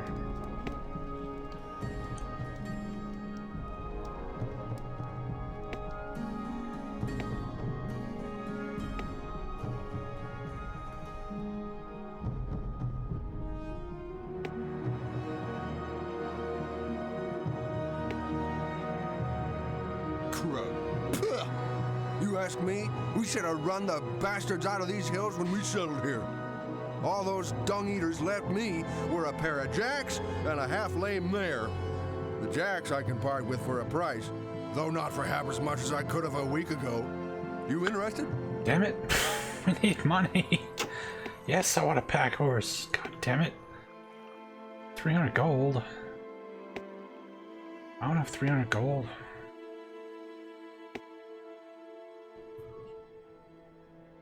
Talk to that guy already.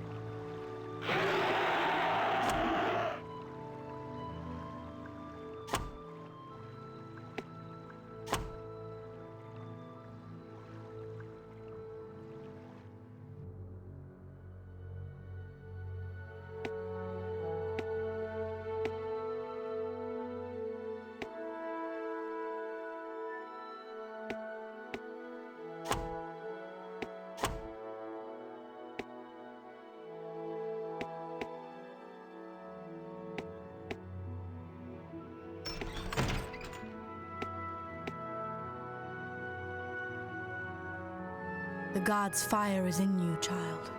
If you have need of potions, I have a few that may be of use and can be bought cheaply. Do you wish to see them? Oh, she's got lots of spells too.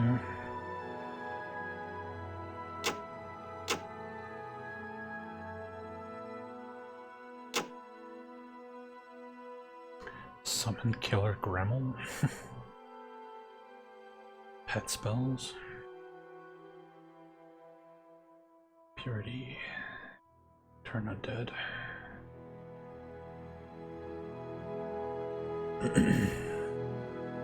Sorry for looking such a mess. I took an arrow in last night's battle, but I'm not really all that injured.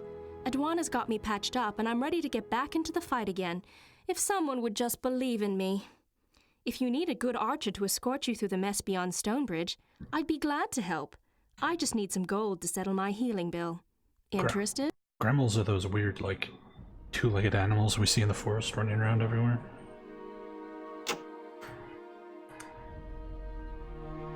$1,050 gold, eh?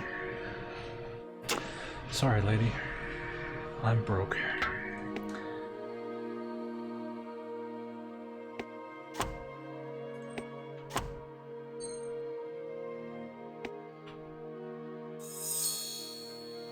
I was stationed at the northern guard tower when the Krug started hitting us in waves. If I hadn't been so blasted stubborn, I would have made it back to the keep. Would have made it back in time to keep them from burning me out of my home. I'm sure the tower is overrun by now, but they might not have figured out the mechanism to enter the armory downstairs. I would hate to have any of our remaining weapons fall into Krug hands. If you're up to the task, you're welcome to them. As soon as I salvage what I can from my house, I'll be heading back to the tower.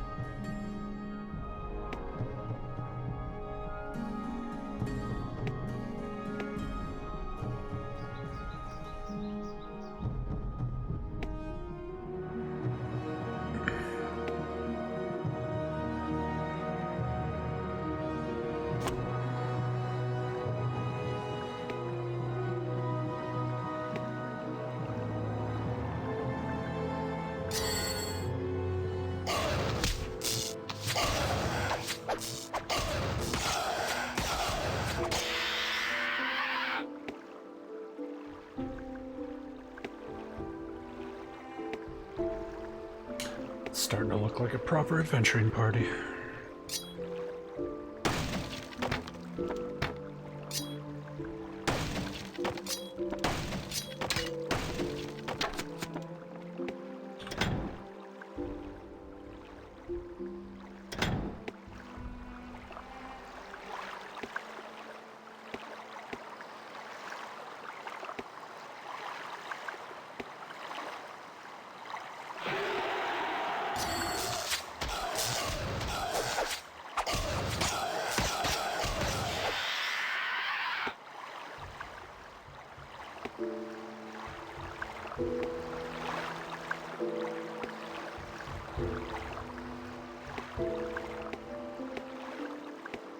Is that all? We had like a quest to clear the beach, right?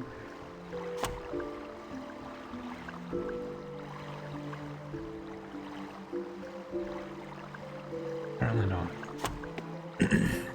Thought someone gave us a quest to clear the beach out. Guess it wasn't like an actual quest.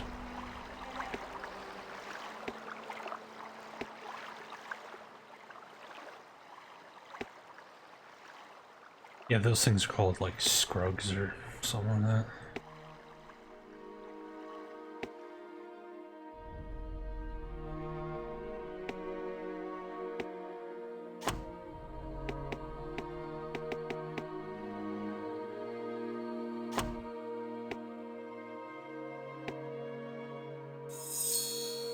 If you're headed north, we haven't seen anything but Krug come from that direction since the attack last night. If you manage to clear Glitterdelve Pass, it's going to be a lot easier for us to secure the road when Captain gives the word.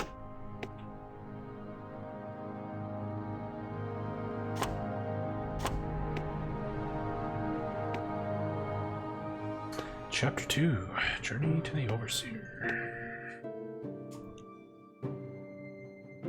Man, playing this after Throne of Darkness is just like night and day. This is so much better. These things, these are Grimoires. Ow, ow.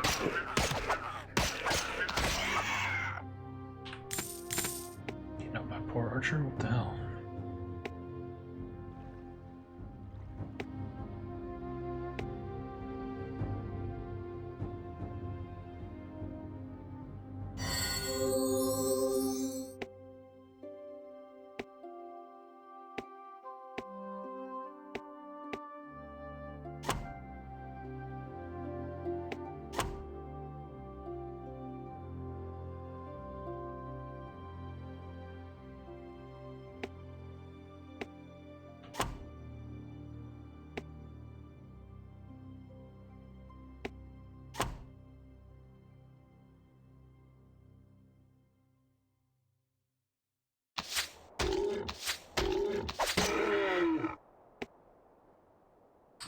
Ever played Alishar World of Ice? I have never even heard of that. What's that? It's an old DOS game that you can never get working properly. Never even heard of it. Final Technique, thank you for the follow.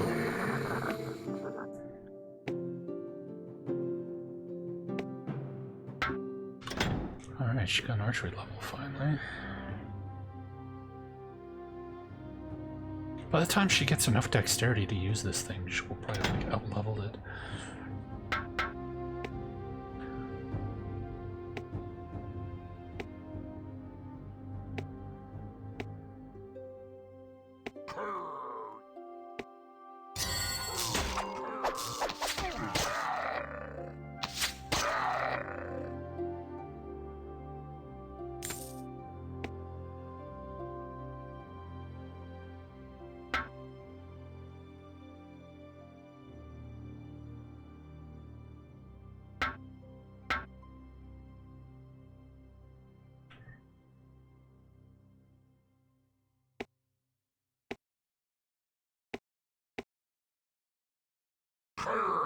How you doing there, Final Technique?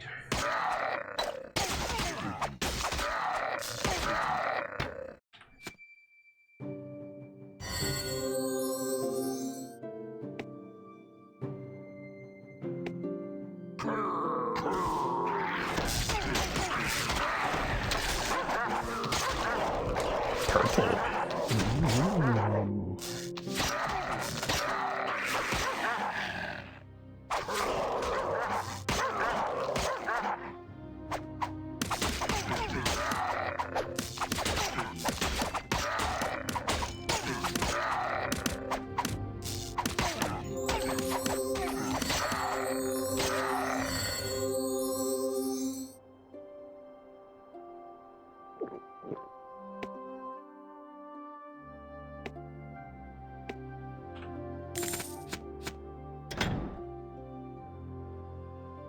Cruel Staff of Life Force increases wielder's melee damage versus undead by 3 points. That's not very helpful. Why is a wizard meleeing? He's not. He's casting spells. What the fuck? Oh well, thus is the curse of randomized loot, I guess. Just generate items that nobody would ever want to use.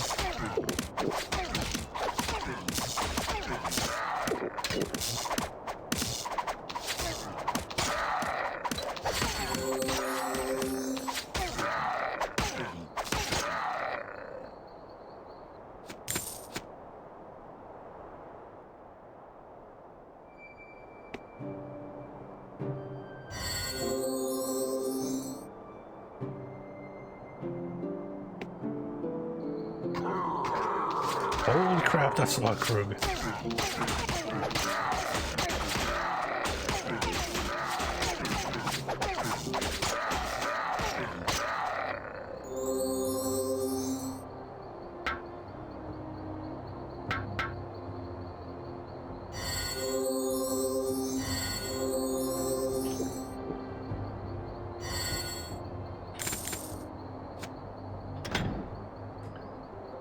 Swing axe, 184.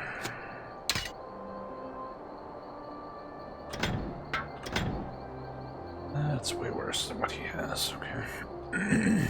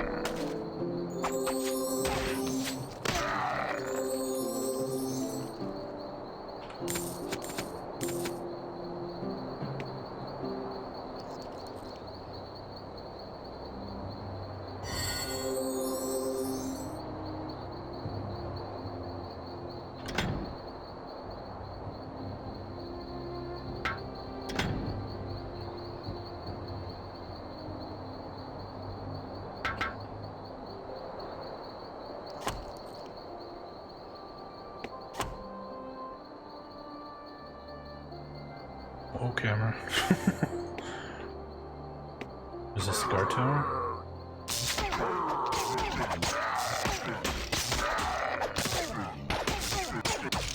Oh, Christ.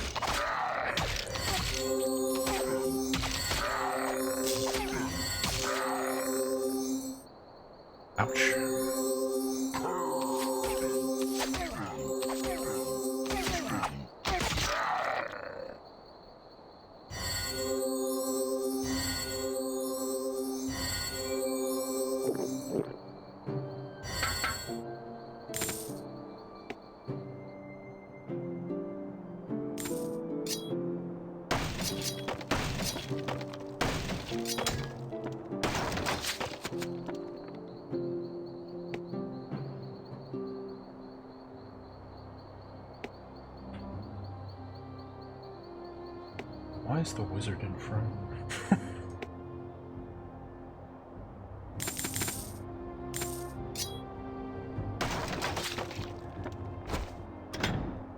Rigid leather requires strength 15. God damn. Keep finding all this stuff we can't use for like a million billion years because stats go up so slow.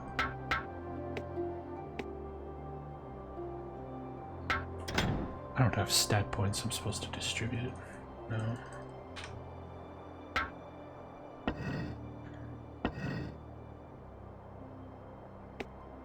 Back.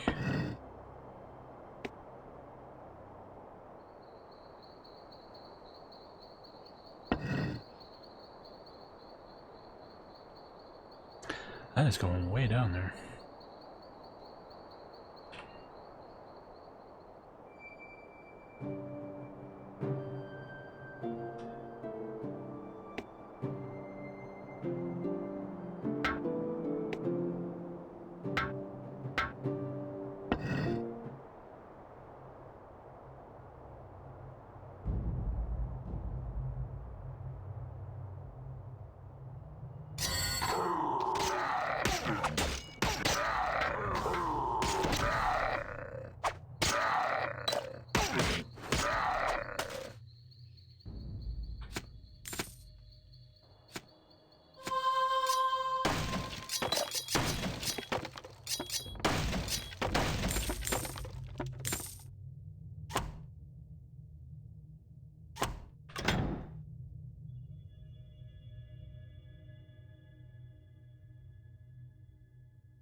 There it is. +1 to melee skill. Does 216 damage.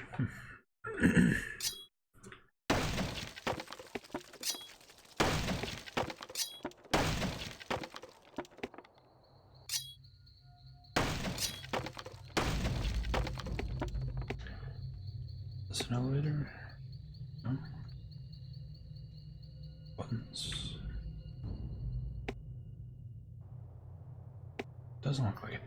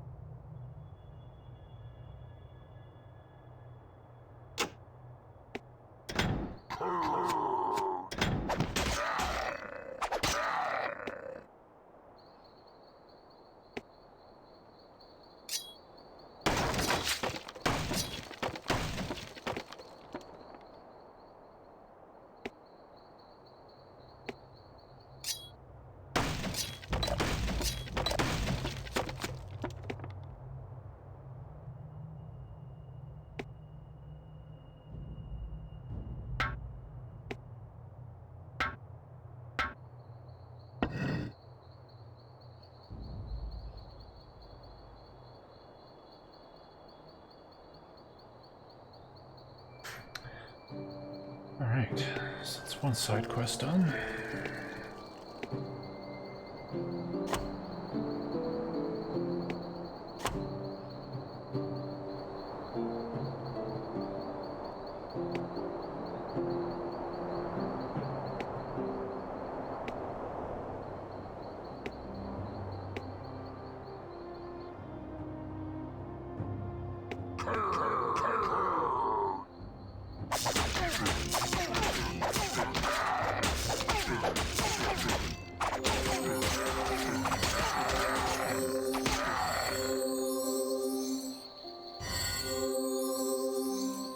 Jesus.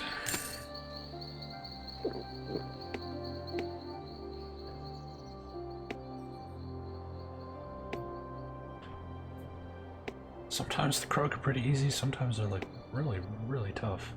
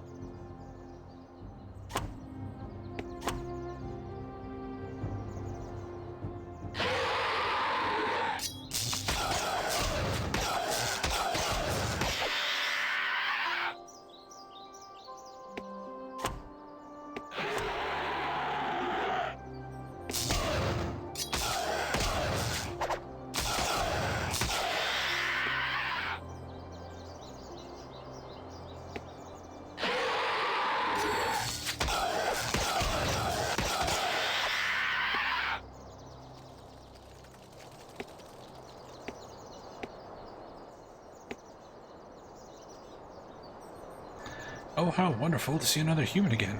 My troop and I tried to flee from those Krug when they overran Glitterdelve, but with the pass to Stonebridge blocked, our only option was to use the Western Crossing. What a horrible mistake that was. We made it more than halfway, but those eight-legged horrors started pouring out of the tunnels behind the walls. We all ran as fast as we could, but oh, their screams were deafening. Why is this happening to me? Why?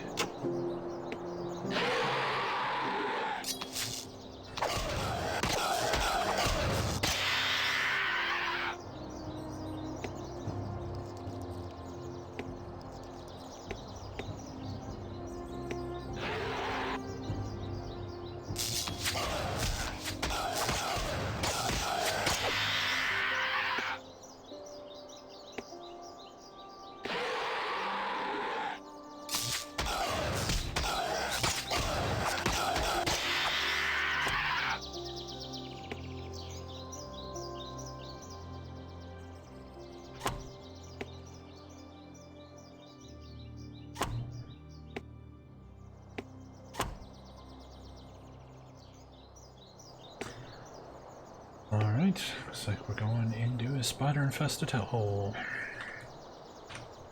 Yippee.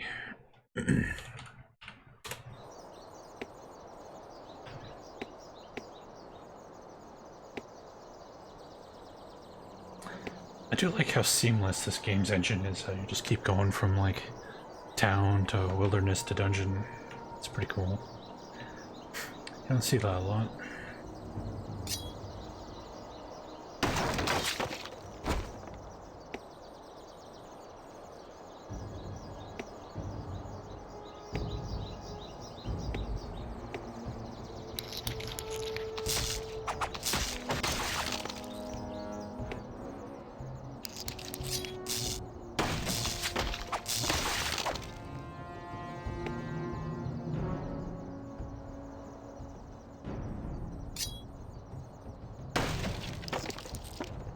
Hey, gas station.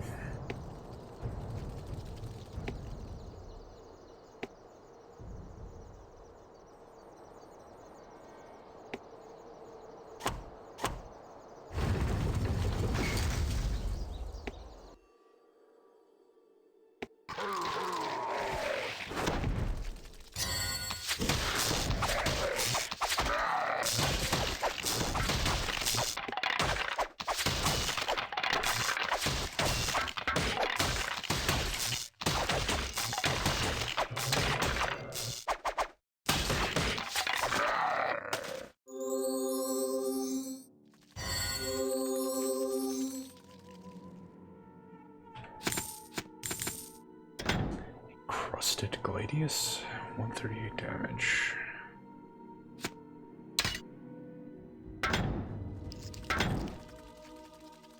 Exact same damage as what he has, okay.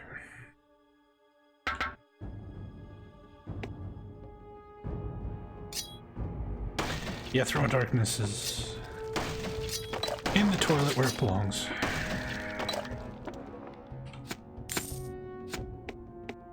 There's no way I am subjecting my viewers to that.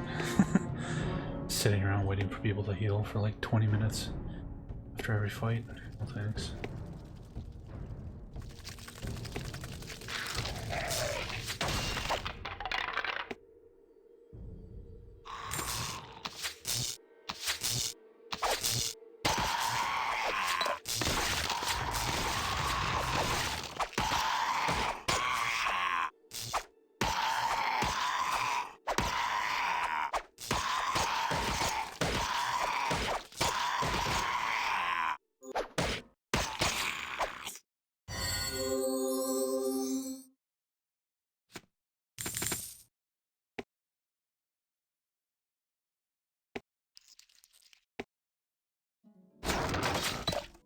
Ooh.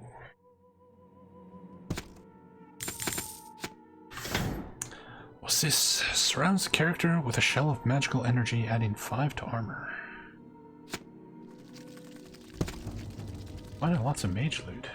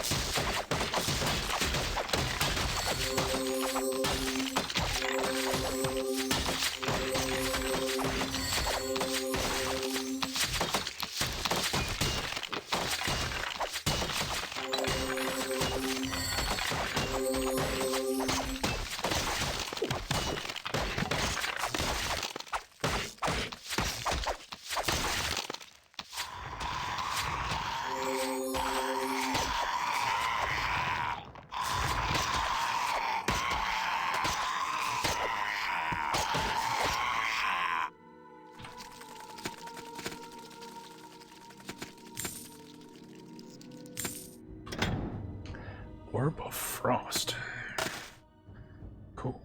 Okay. And a helmet.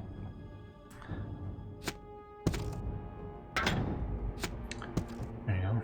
Have a helmet.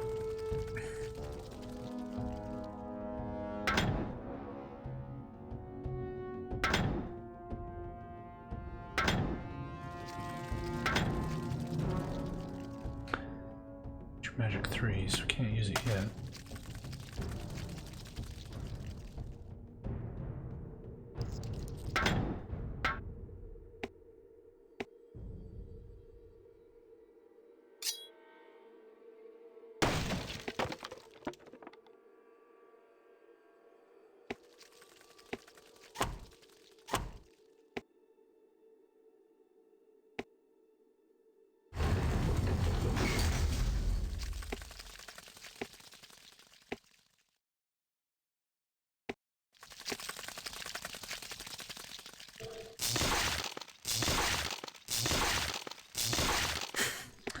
Zap.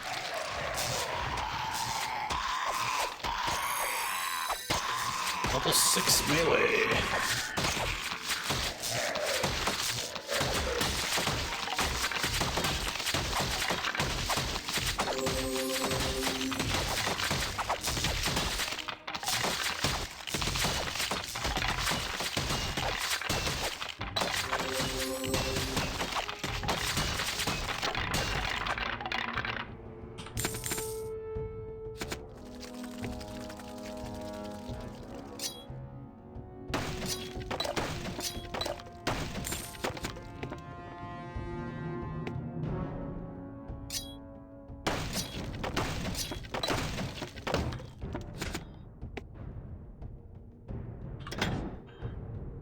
Rusted metal buckler. That's what he has. Worse than what he has.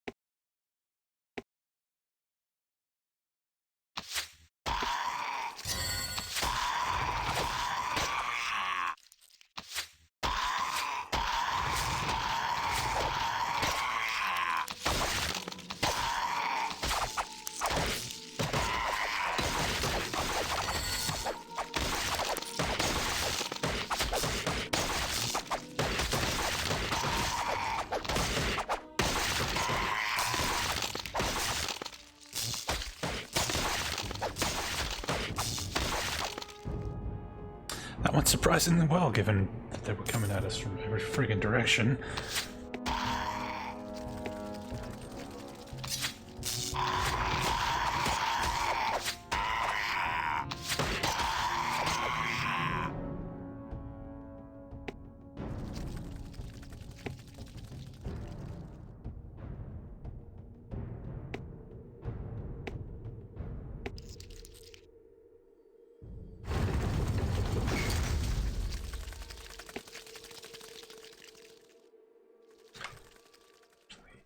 I'm going to take a quick bathroom break here, guys.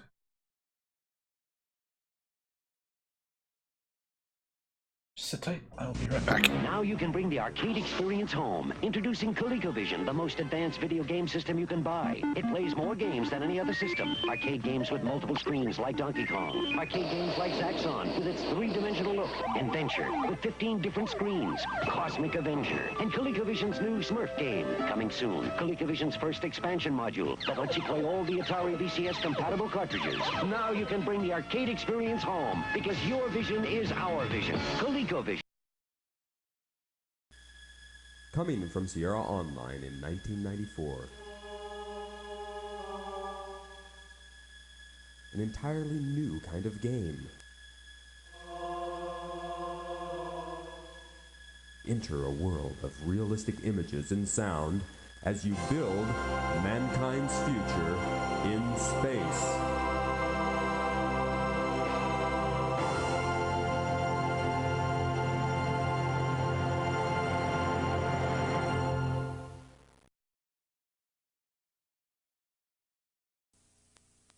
Hello, I'm George Plimpton. Here's an easy question for you. Okay, Mr. Plimpton. Which of these home video games looks more like a real arcade game? Intellivision Lock and Chase from Mattel Electronics? Gee, if people had this game at home, my arcade could be in big trouble. Or Atari Pac-Man? Blinky, you look pale. If you picked Intellivision, you're absolutely correct.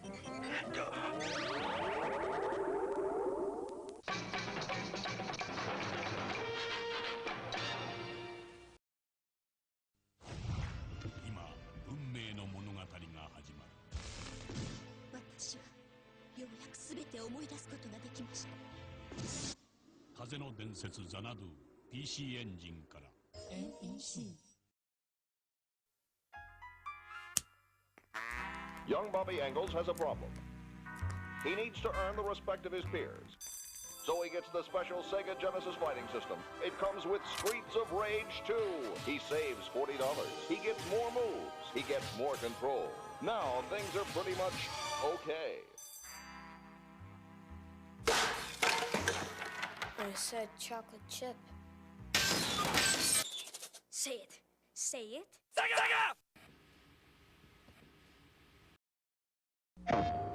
The critics agree.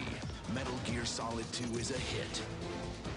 Newsweek says it rocks.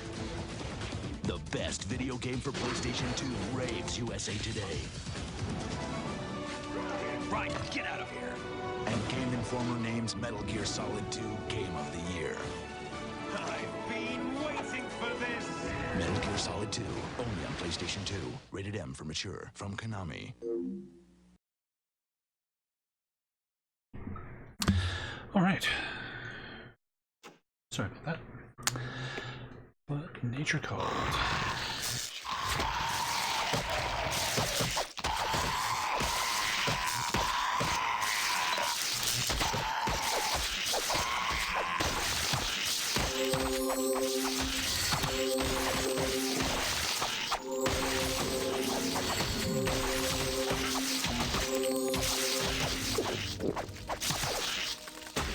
Well, this is not going well at all.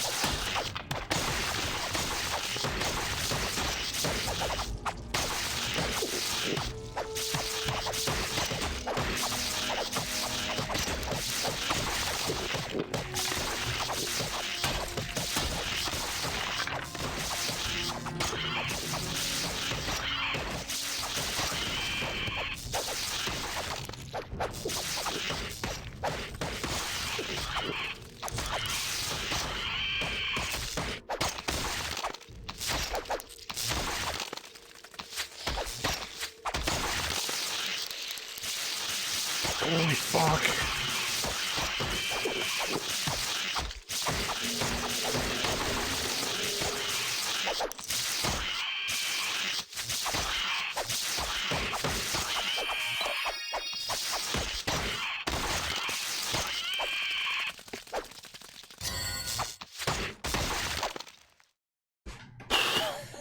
What the hell? That was fucking absurd.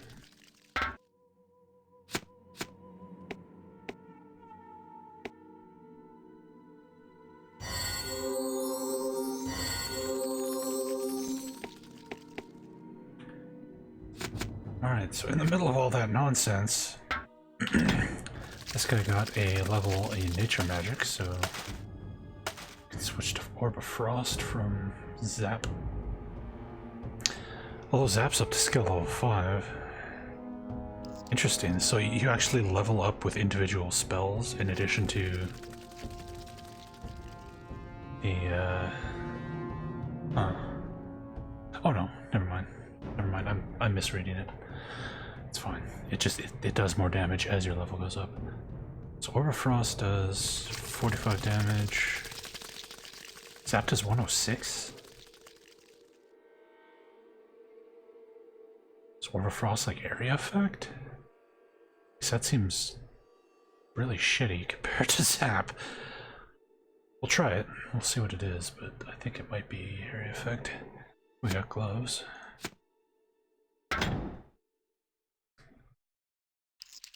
So his strength finally hit 14, which means we can equip this puppy right here. And this. Oops.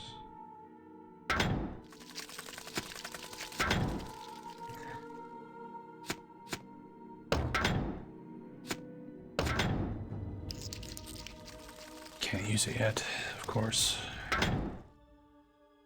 Of course, of course.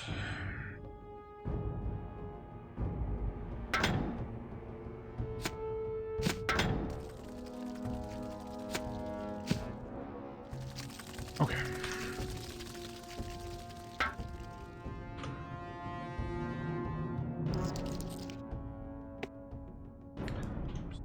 Chat is covered. Although you guys are being awfully quiet today.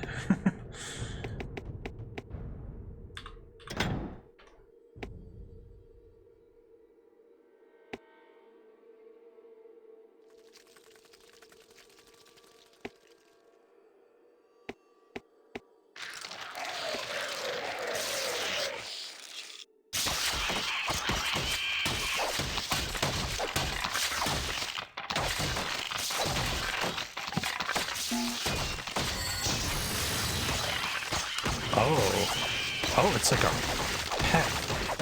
Oh, weird. Okay. It's like a little magic turret he gets.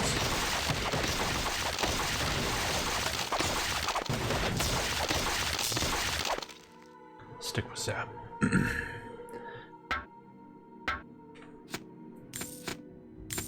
If you could equip more than 2 spells, that would be a good, like, third option to have. Hey, lurk away, it's cool. I have no problem with lurking.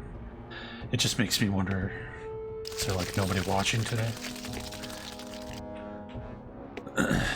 Is Dungeon Siege a dud? Nobody's into it? I don't know.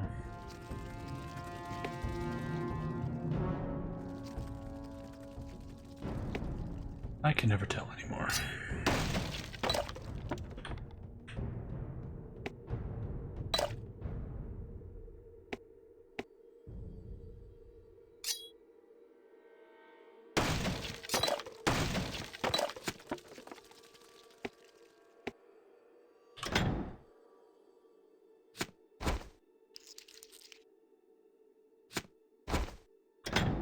I'm glad someone is.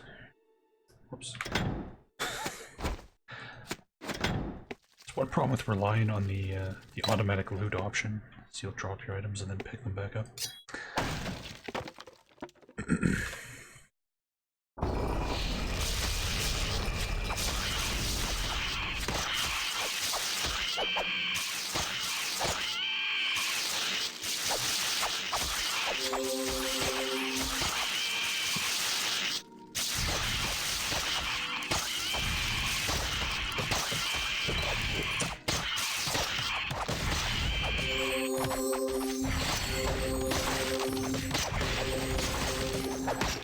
What the hell?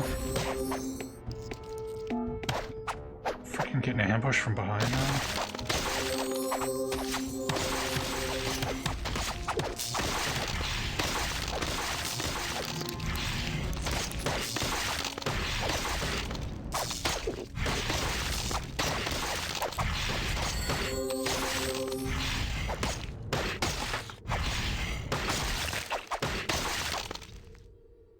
Jesus.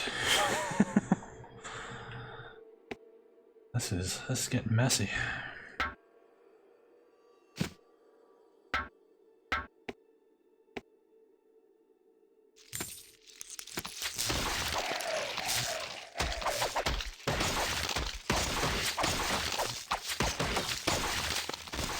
Keep spawning little shithead spiders behind me.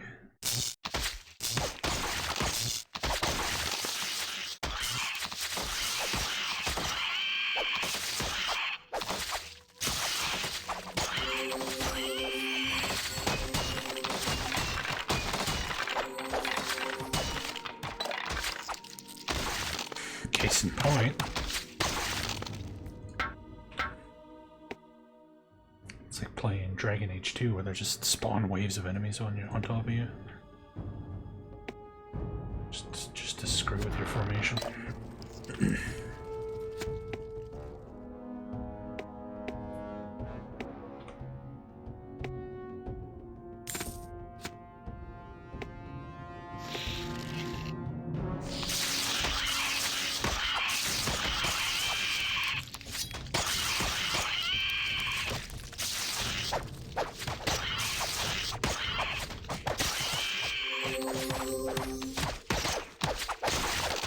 Yeah, it's a good gig if you can get it. That's for sure.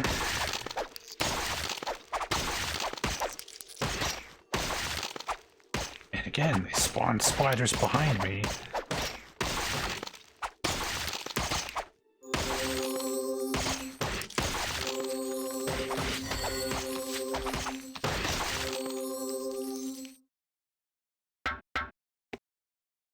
Instead, it's just increased his int.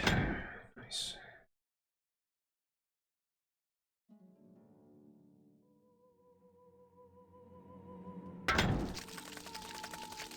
$130, 95, 130, 191.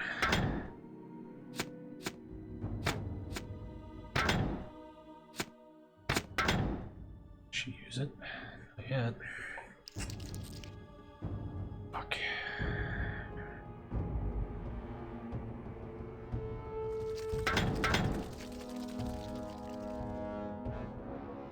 Defense 23? Whoa.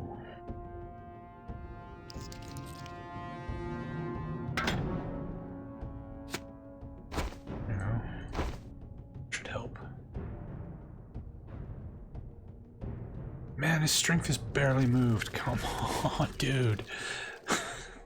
You're killing me here.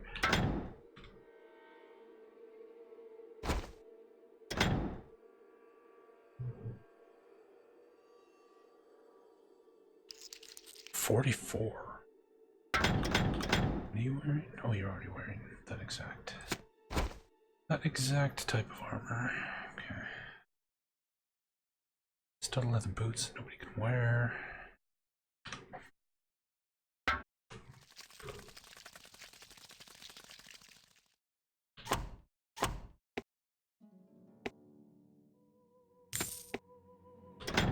What are we doing money wise? 1100 gold. Alright. At least we're making some cash. Need to go back and at the very least buy a pack mule. I'm pretty sure you could go up to at least 6. We didn't have enough money to get those other party members. We had 10 gold left, and they were 1100 bucks each.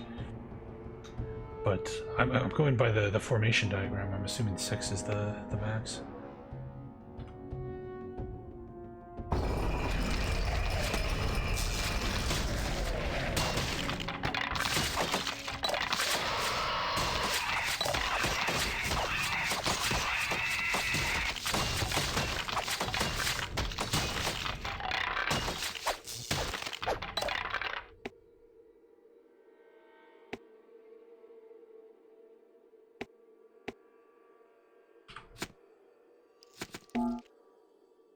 I wonder if you can give orders while the game's paused.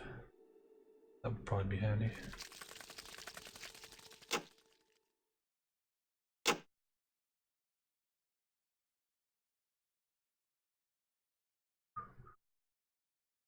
Oh, it's already set to space. So we can like infinity engine this bitch. Yeah, you can. Okay, so you can actually play this like an infinity engine game and pause and give orders. Good.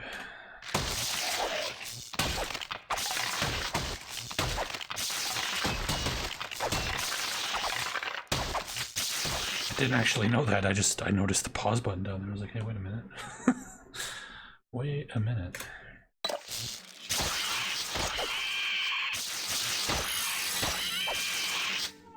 Level 7 melee. God damn.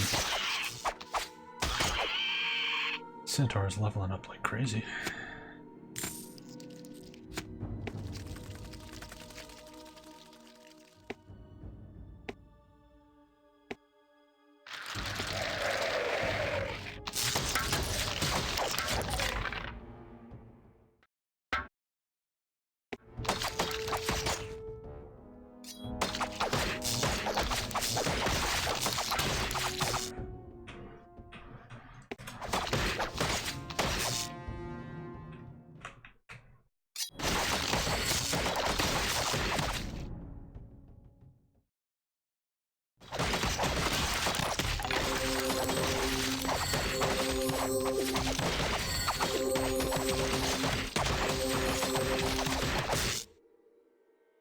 This is a mess.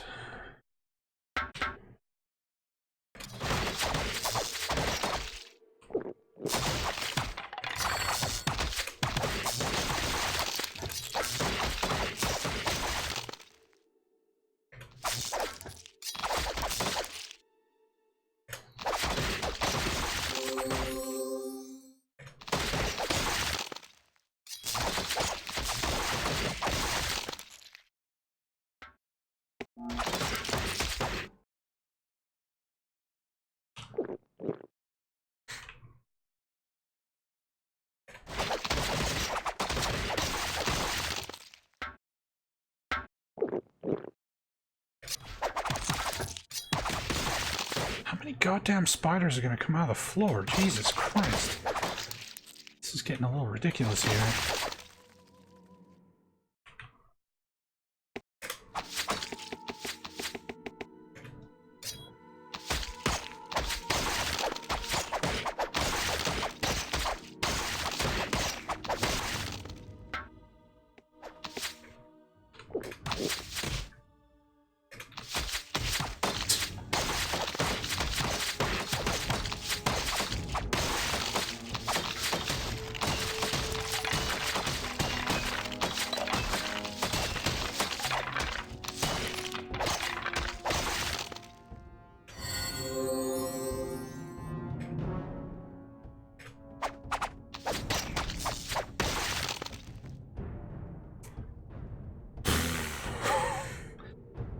Walk into a room and they just start spawning fucking like 100 enemies out of the floor.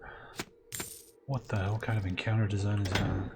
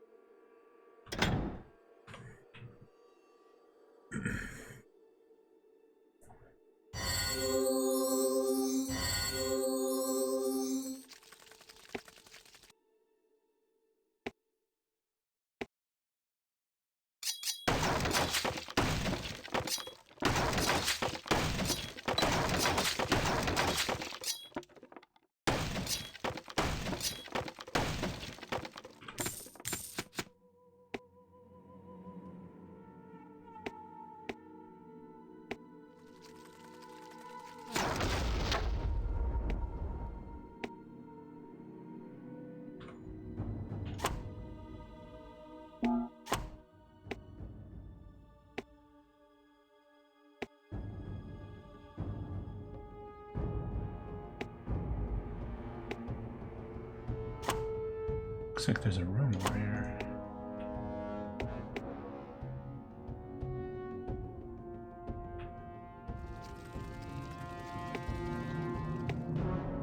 Maybe like loops around.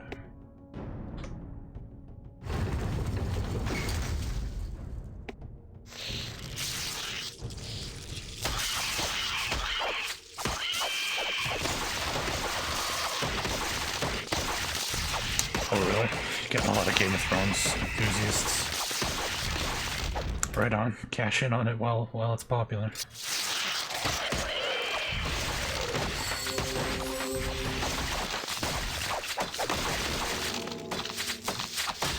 Level 4 with range weapons. Nice.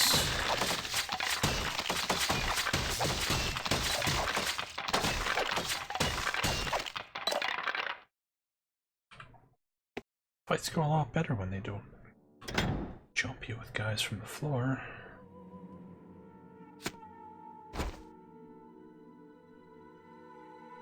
Spider silk bow. Come on, dexterity.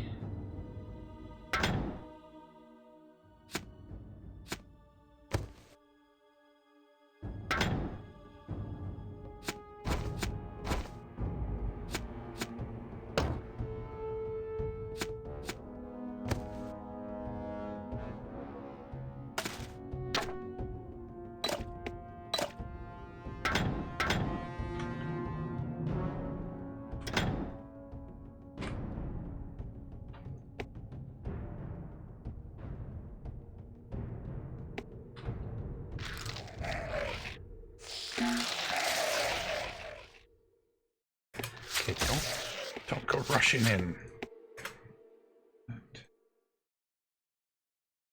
Let's do that.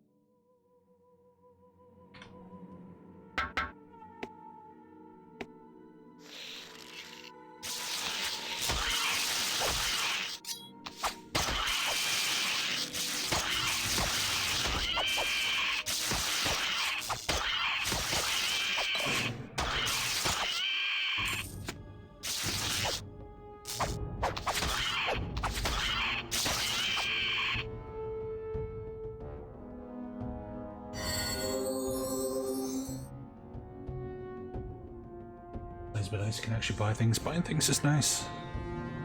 I remember when I used to be able to buy things.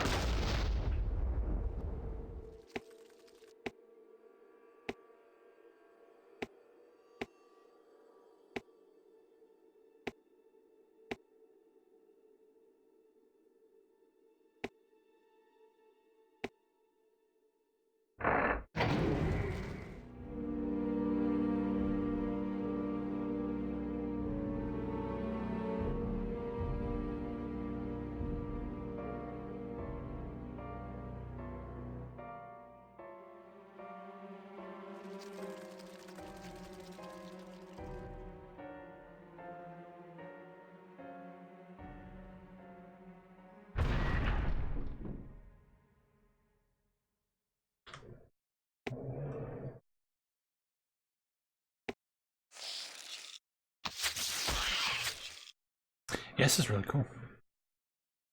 I had no idea you could like infinity engine it up. It's been so long since I played this, I completely forgot about that.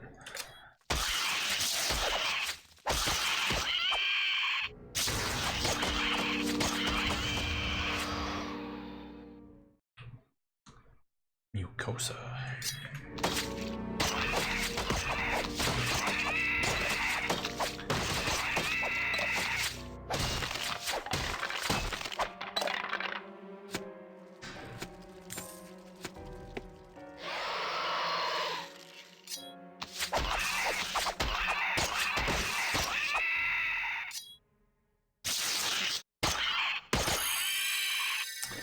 Guyorn is advanced level 4 melee. Cool. How about Guyorn advances his freaking strength to 13 so he can equip like 90% of the equipment he's carrying. Just saying.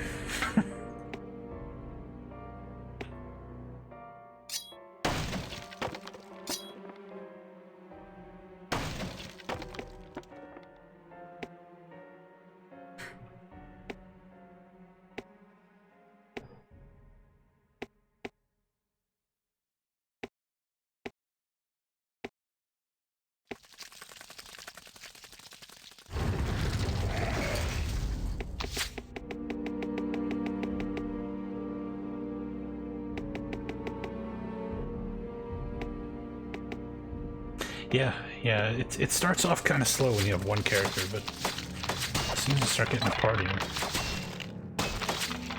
things pick up quite a bit.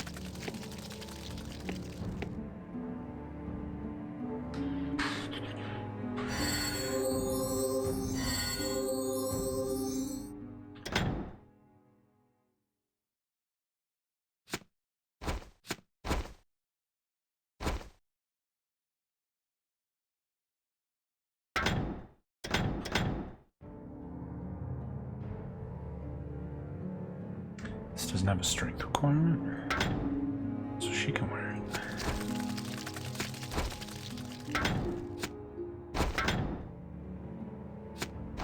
There you go.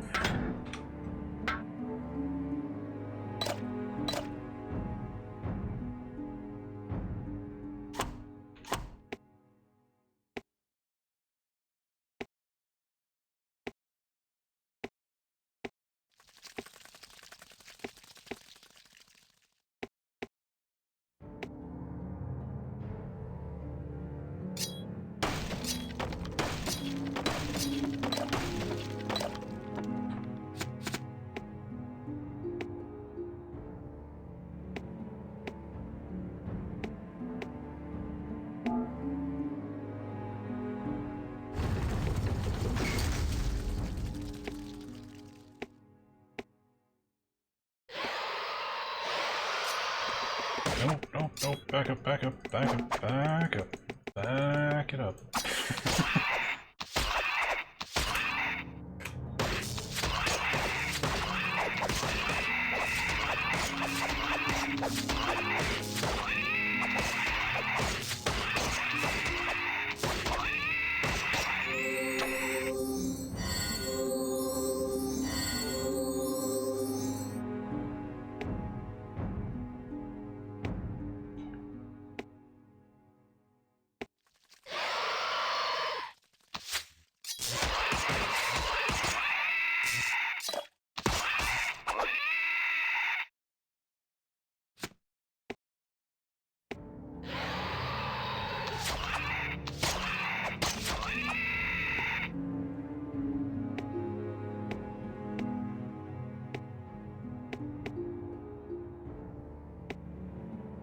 Is this where we're supposed to be going?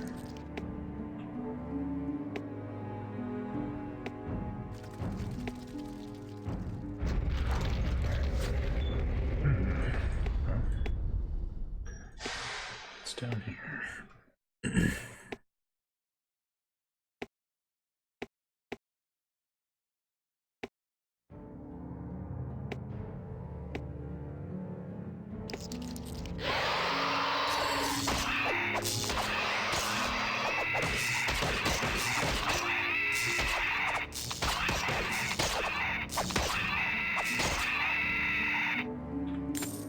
Laura increased her strength.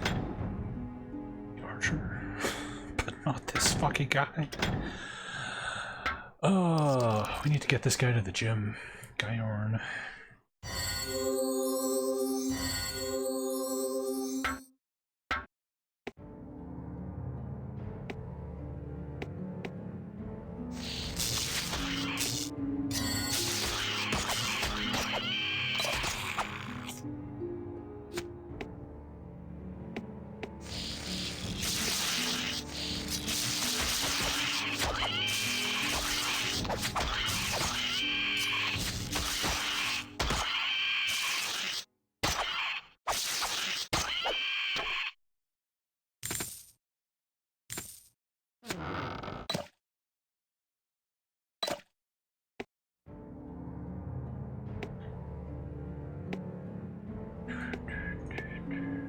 And we're leaving behind so much treasure. We really need to just backtrack and buy a donkey.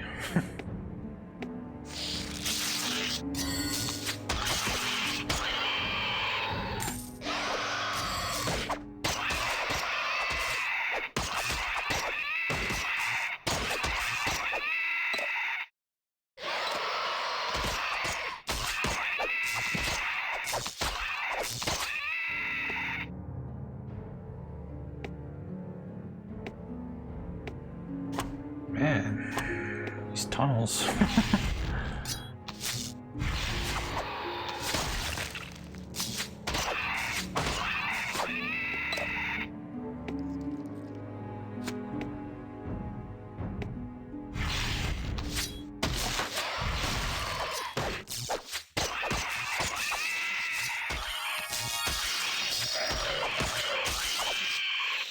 Five nature magic, nice.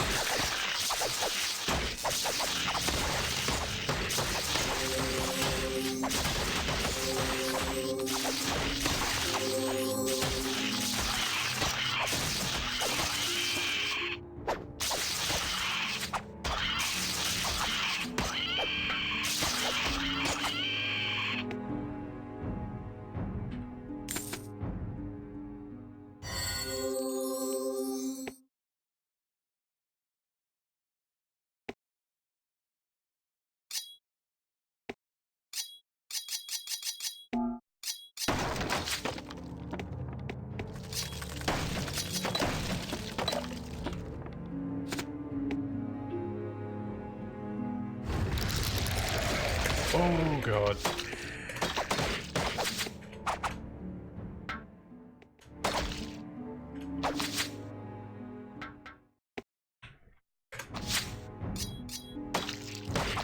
Holy fuck, look at them all.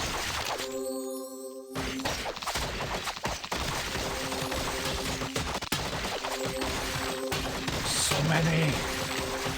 What the hell?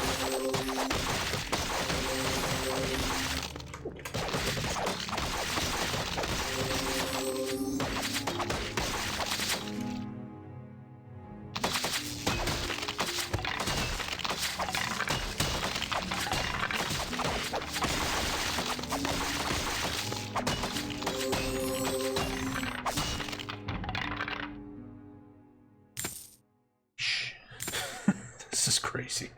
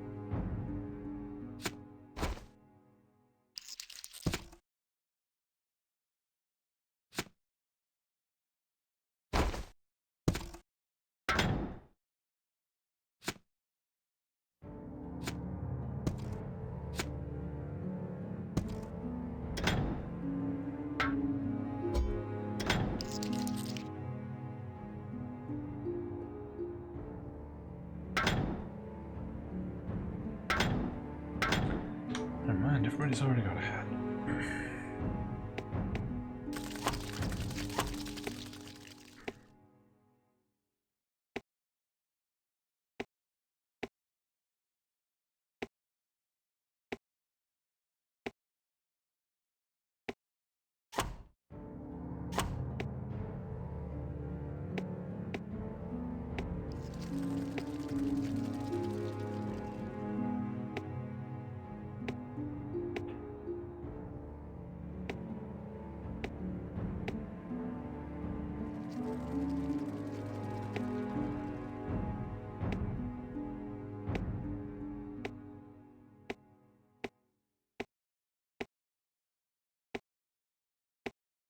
I'm so lost.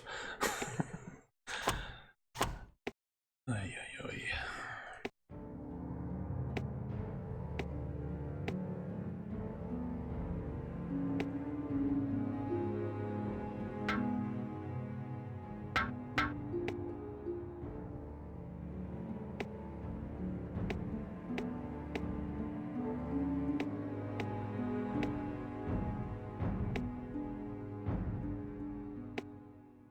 We got these torches to kind of mark places we've been.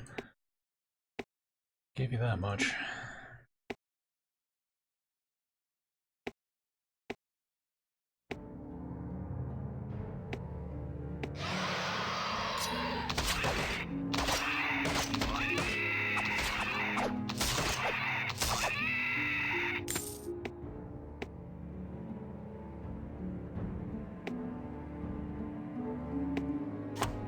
It also lights up the map too, which is cool.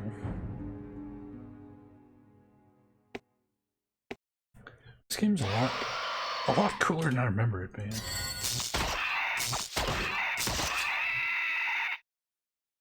I remember thinking this game was not that great when I played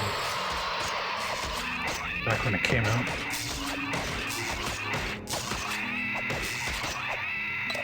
I began to think I was a dummy.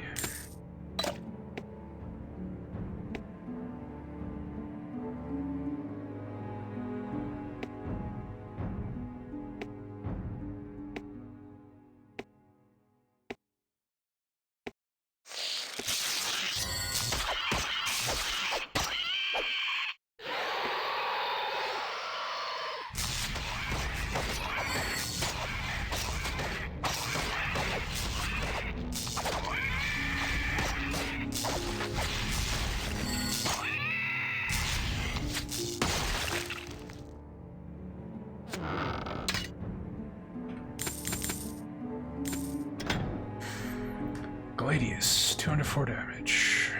Nope.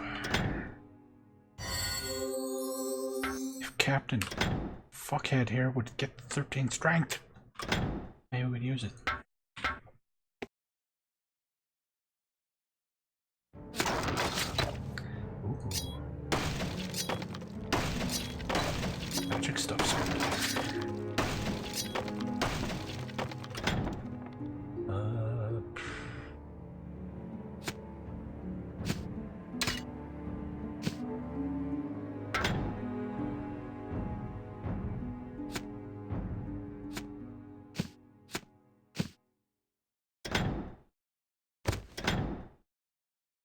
Plus 20% chance to cast fire shot on taking damage. Huh.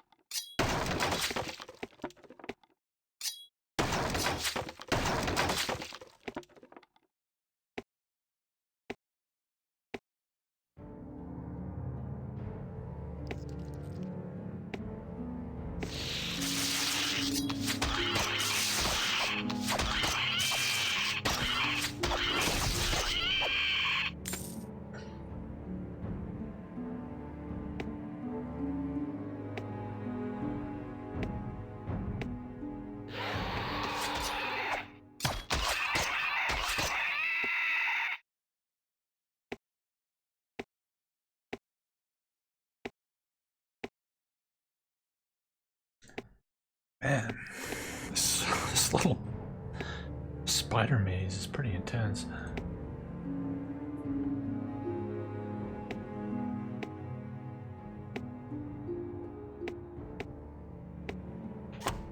Well, this is just this part with a fountain.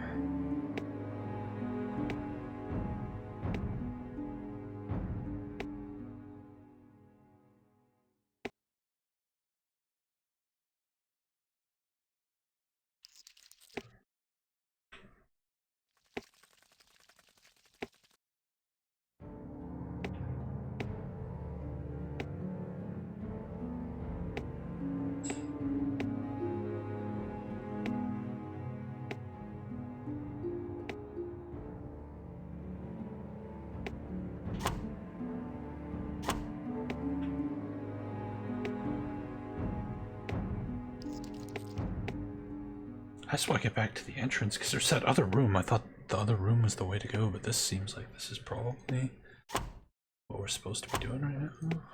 I think. I'll go see what that other path was, but I have no idea how the hell to get out of here.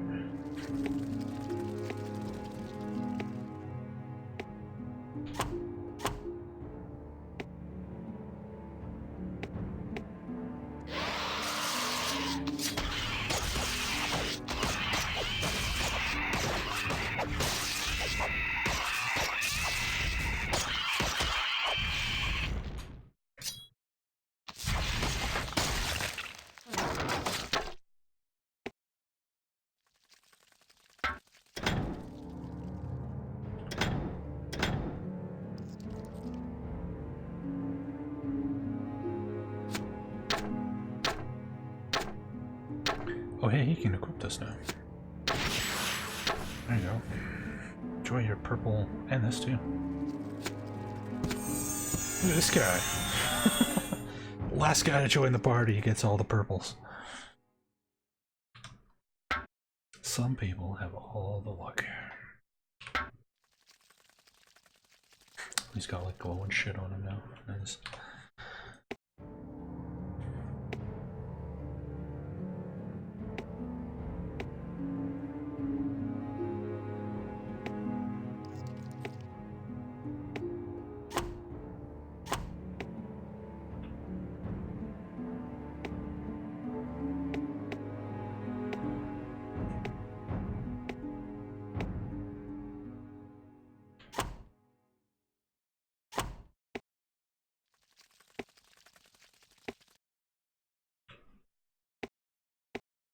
Was this the entrance?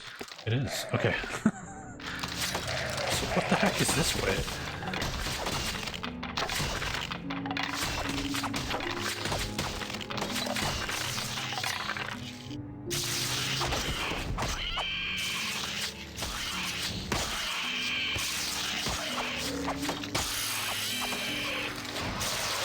Level 8 melee? Holy crap. Whoa, whoa, whoa, whoa, whoa, whoa, whoa, whoa, whoa, whoa, whoa, whoa, whoa, whoa.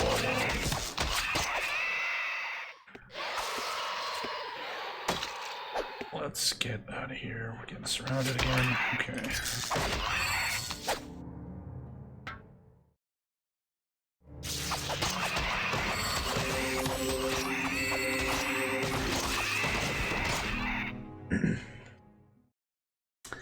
Yeah, it looks pretty good, given how primitive it is.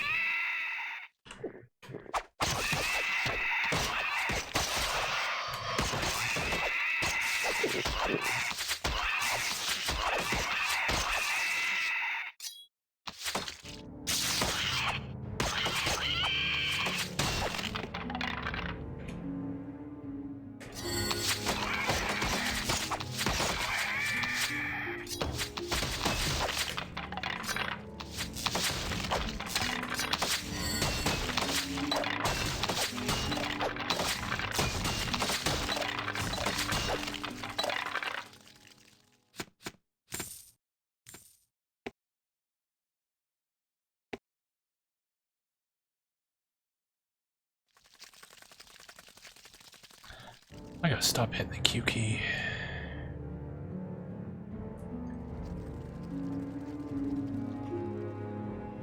My brain's in Infinity Engine mode and Q is quick save, so I keep hitting Q, which switches everybody's weapons over one. Which we obviously don't want. This way keeps going too? So is the dark maze the optional treasure area, or is this the optional treasure area? Don't know. Came to think this is the way we're supposed to go. Whatever. I've had enough wandering around in that dark area anyway, so.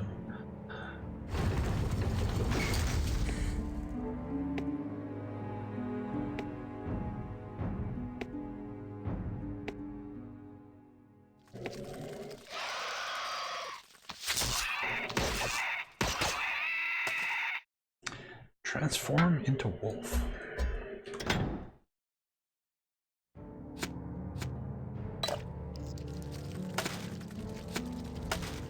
Requires nature magic level 8. Caster transforms into a wolf with life proportional to the caster's current mana.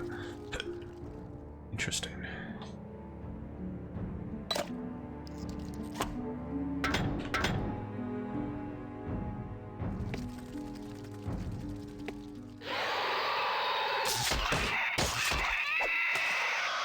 Dancing zap? Ooh. Is that like chain zap?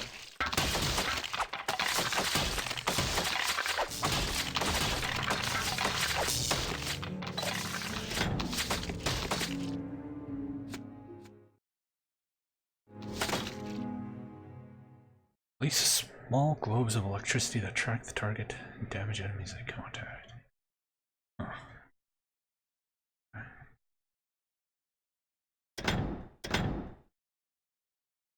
Can I see a spellbook?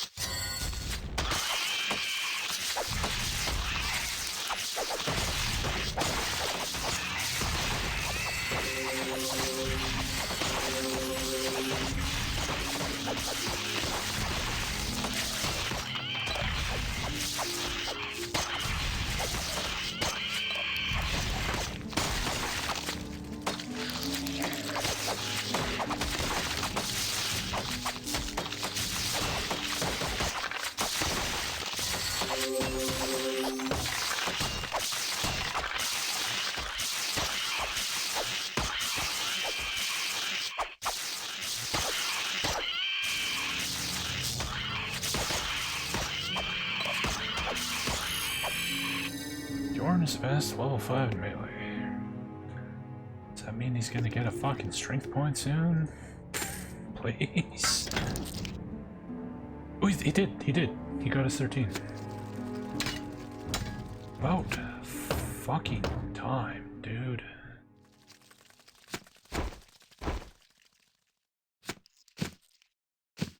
There you go. That's a page shield.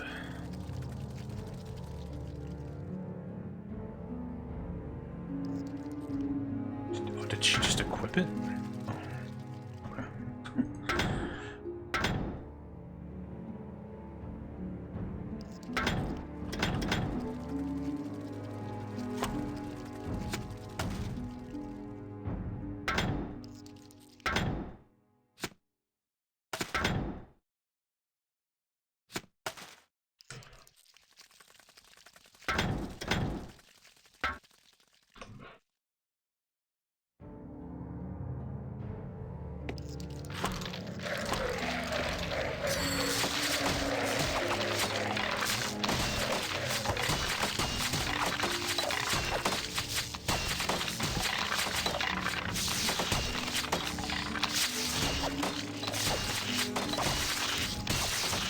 Hey, Melanie.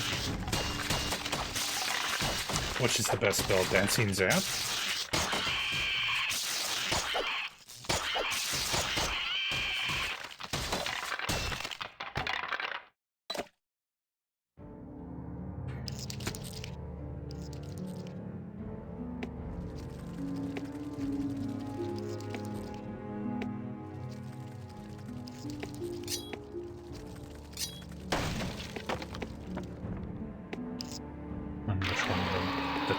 Turn undead spell?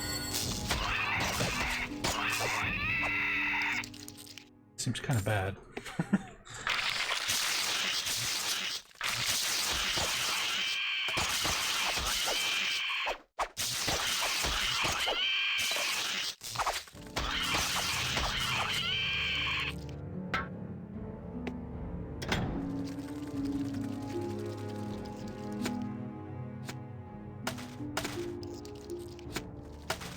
Shock. Extends a ring of electricity around the caster, damaging nearby targets.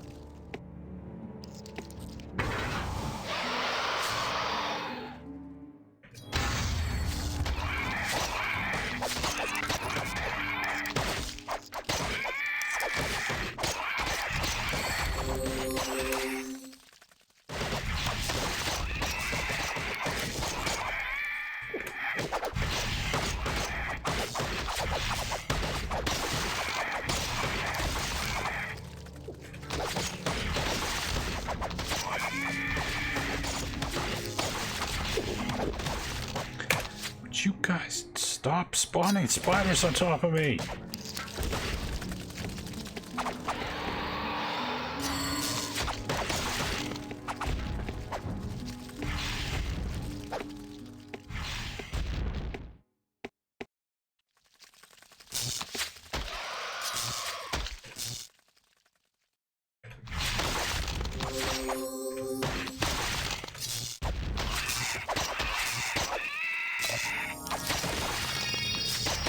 In nature magic. He's leveling up super fast, which is good. Very good. So you can use Dancing Zap. Let's try it out. Damage isn't overly high, but it might be area effect or something.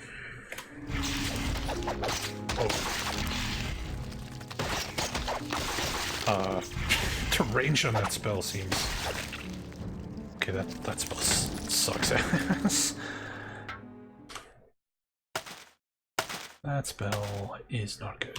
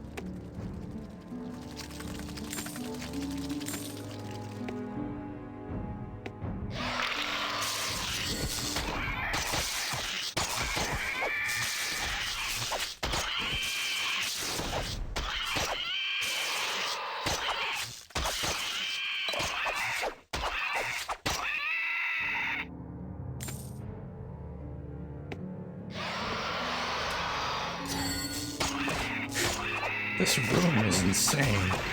It's so big.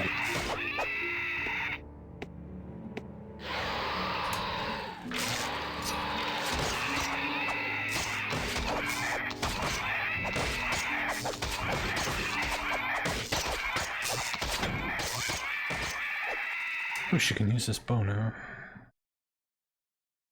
Sick.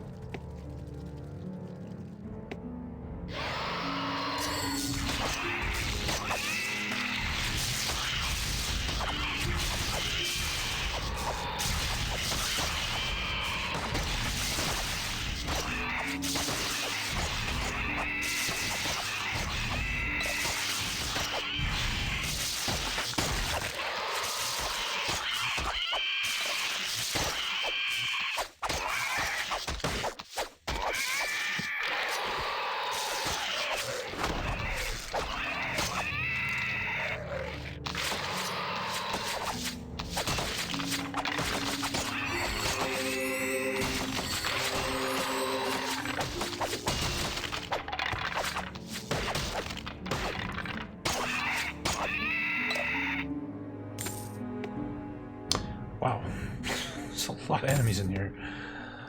This is pretty ridiculous. Plate cap.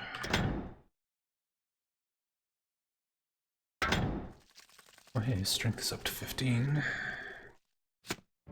So you can wear that now.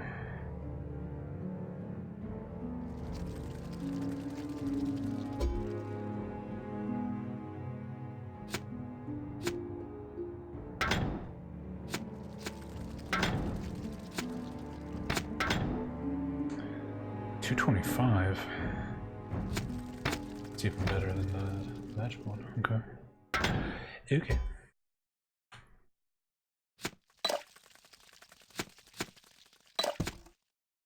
Defense 7.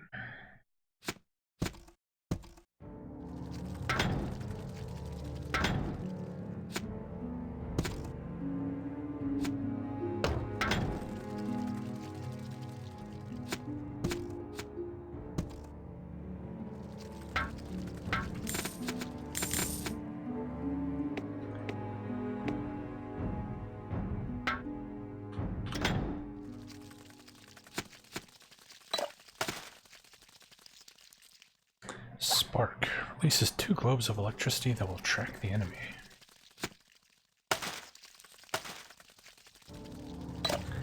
We will try it.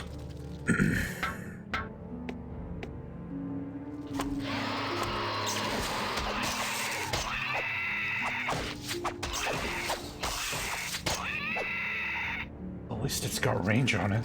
It's something. What does it do? It does an average of 87 damage.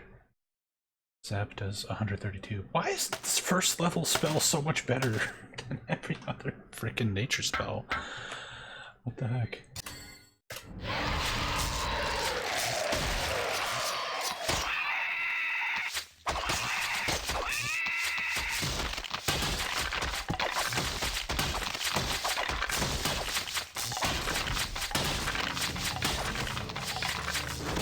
Hey, Dash.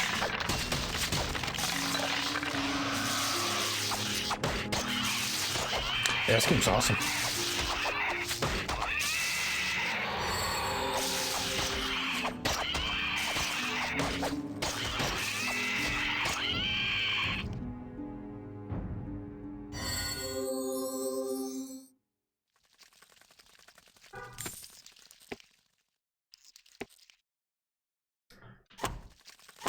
Okay, I think we need to call it here, everybody.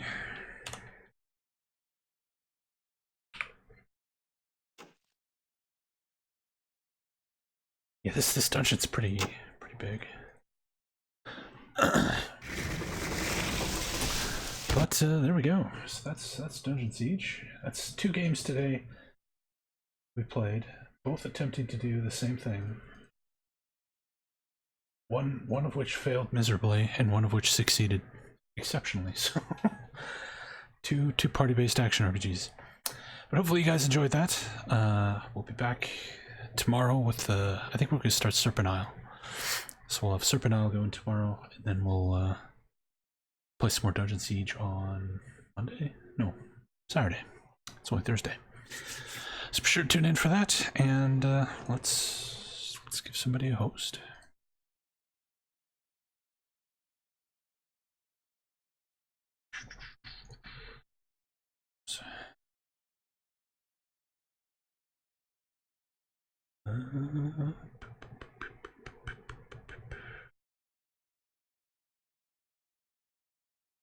Next Grotto, of course, everybody knows him from chat. He's playing some Morrowind, so let's go check that out. Alright, everybody, catch you guys later. Have yourselves a lovely day.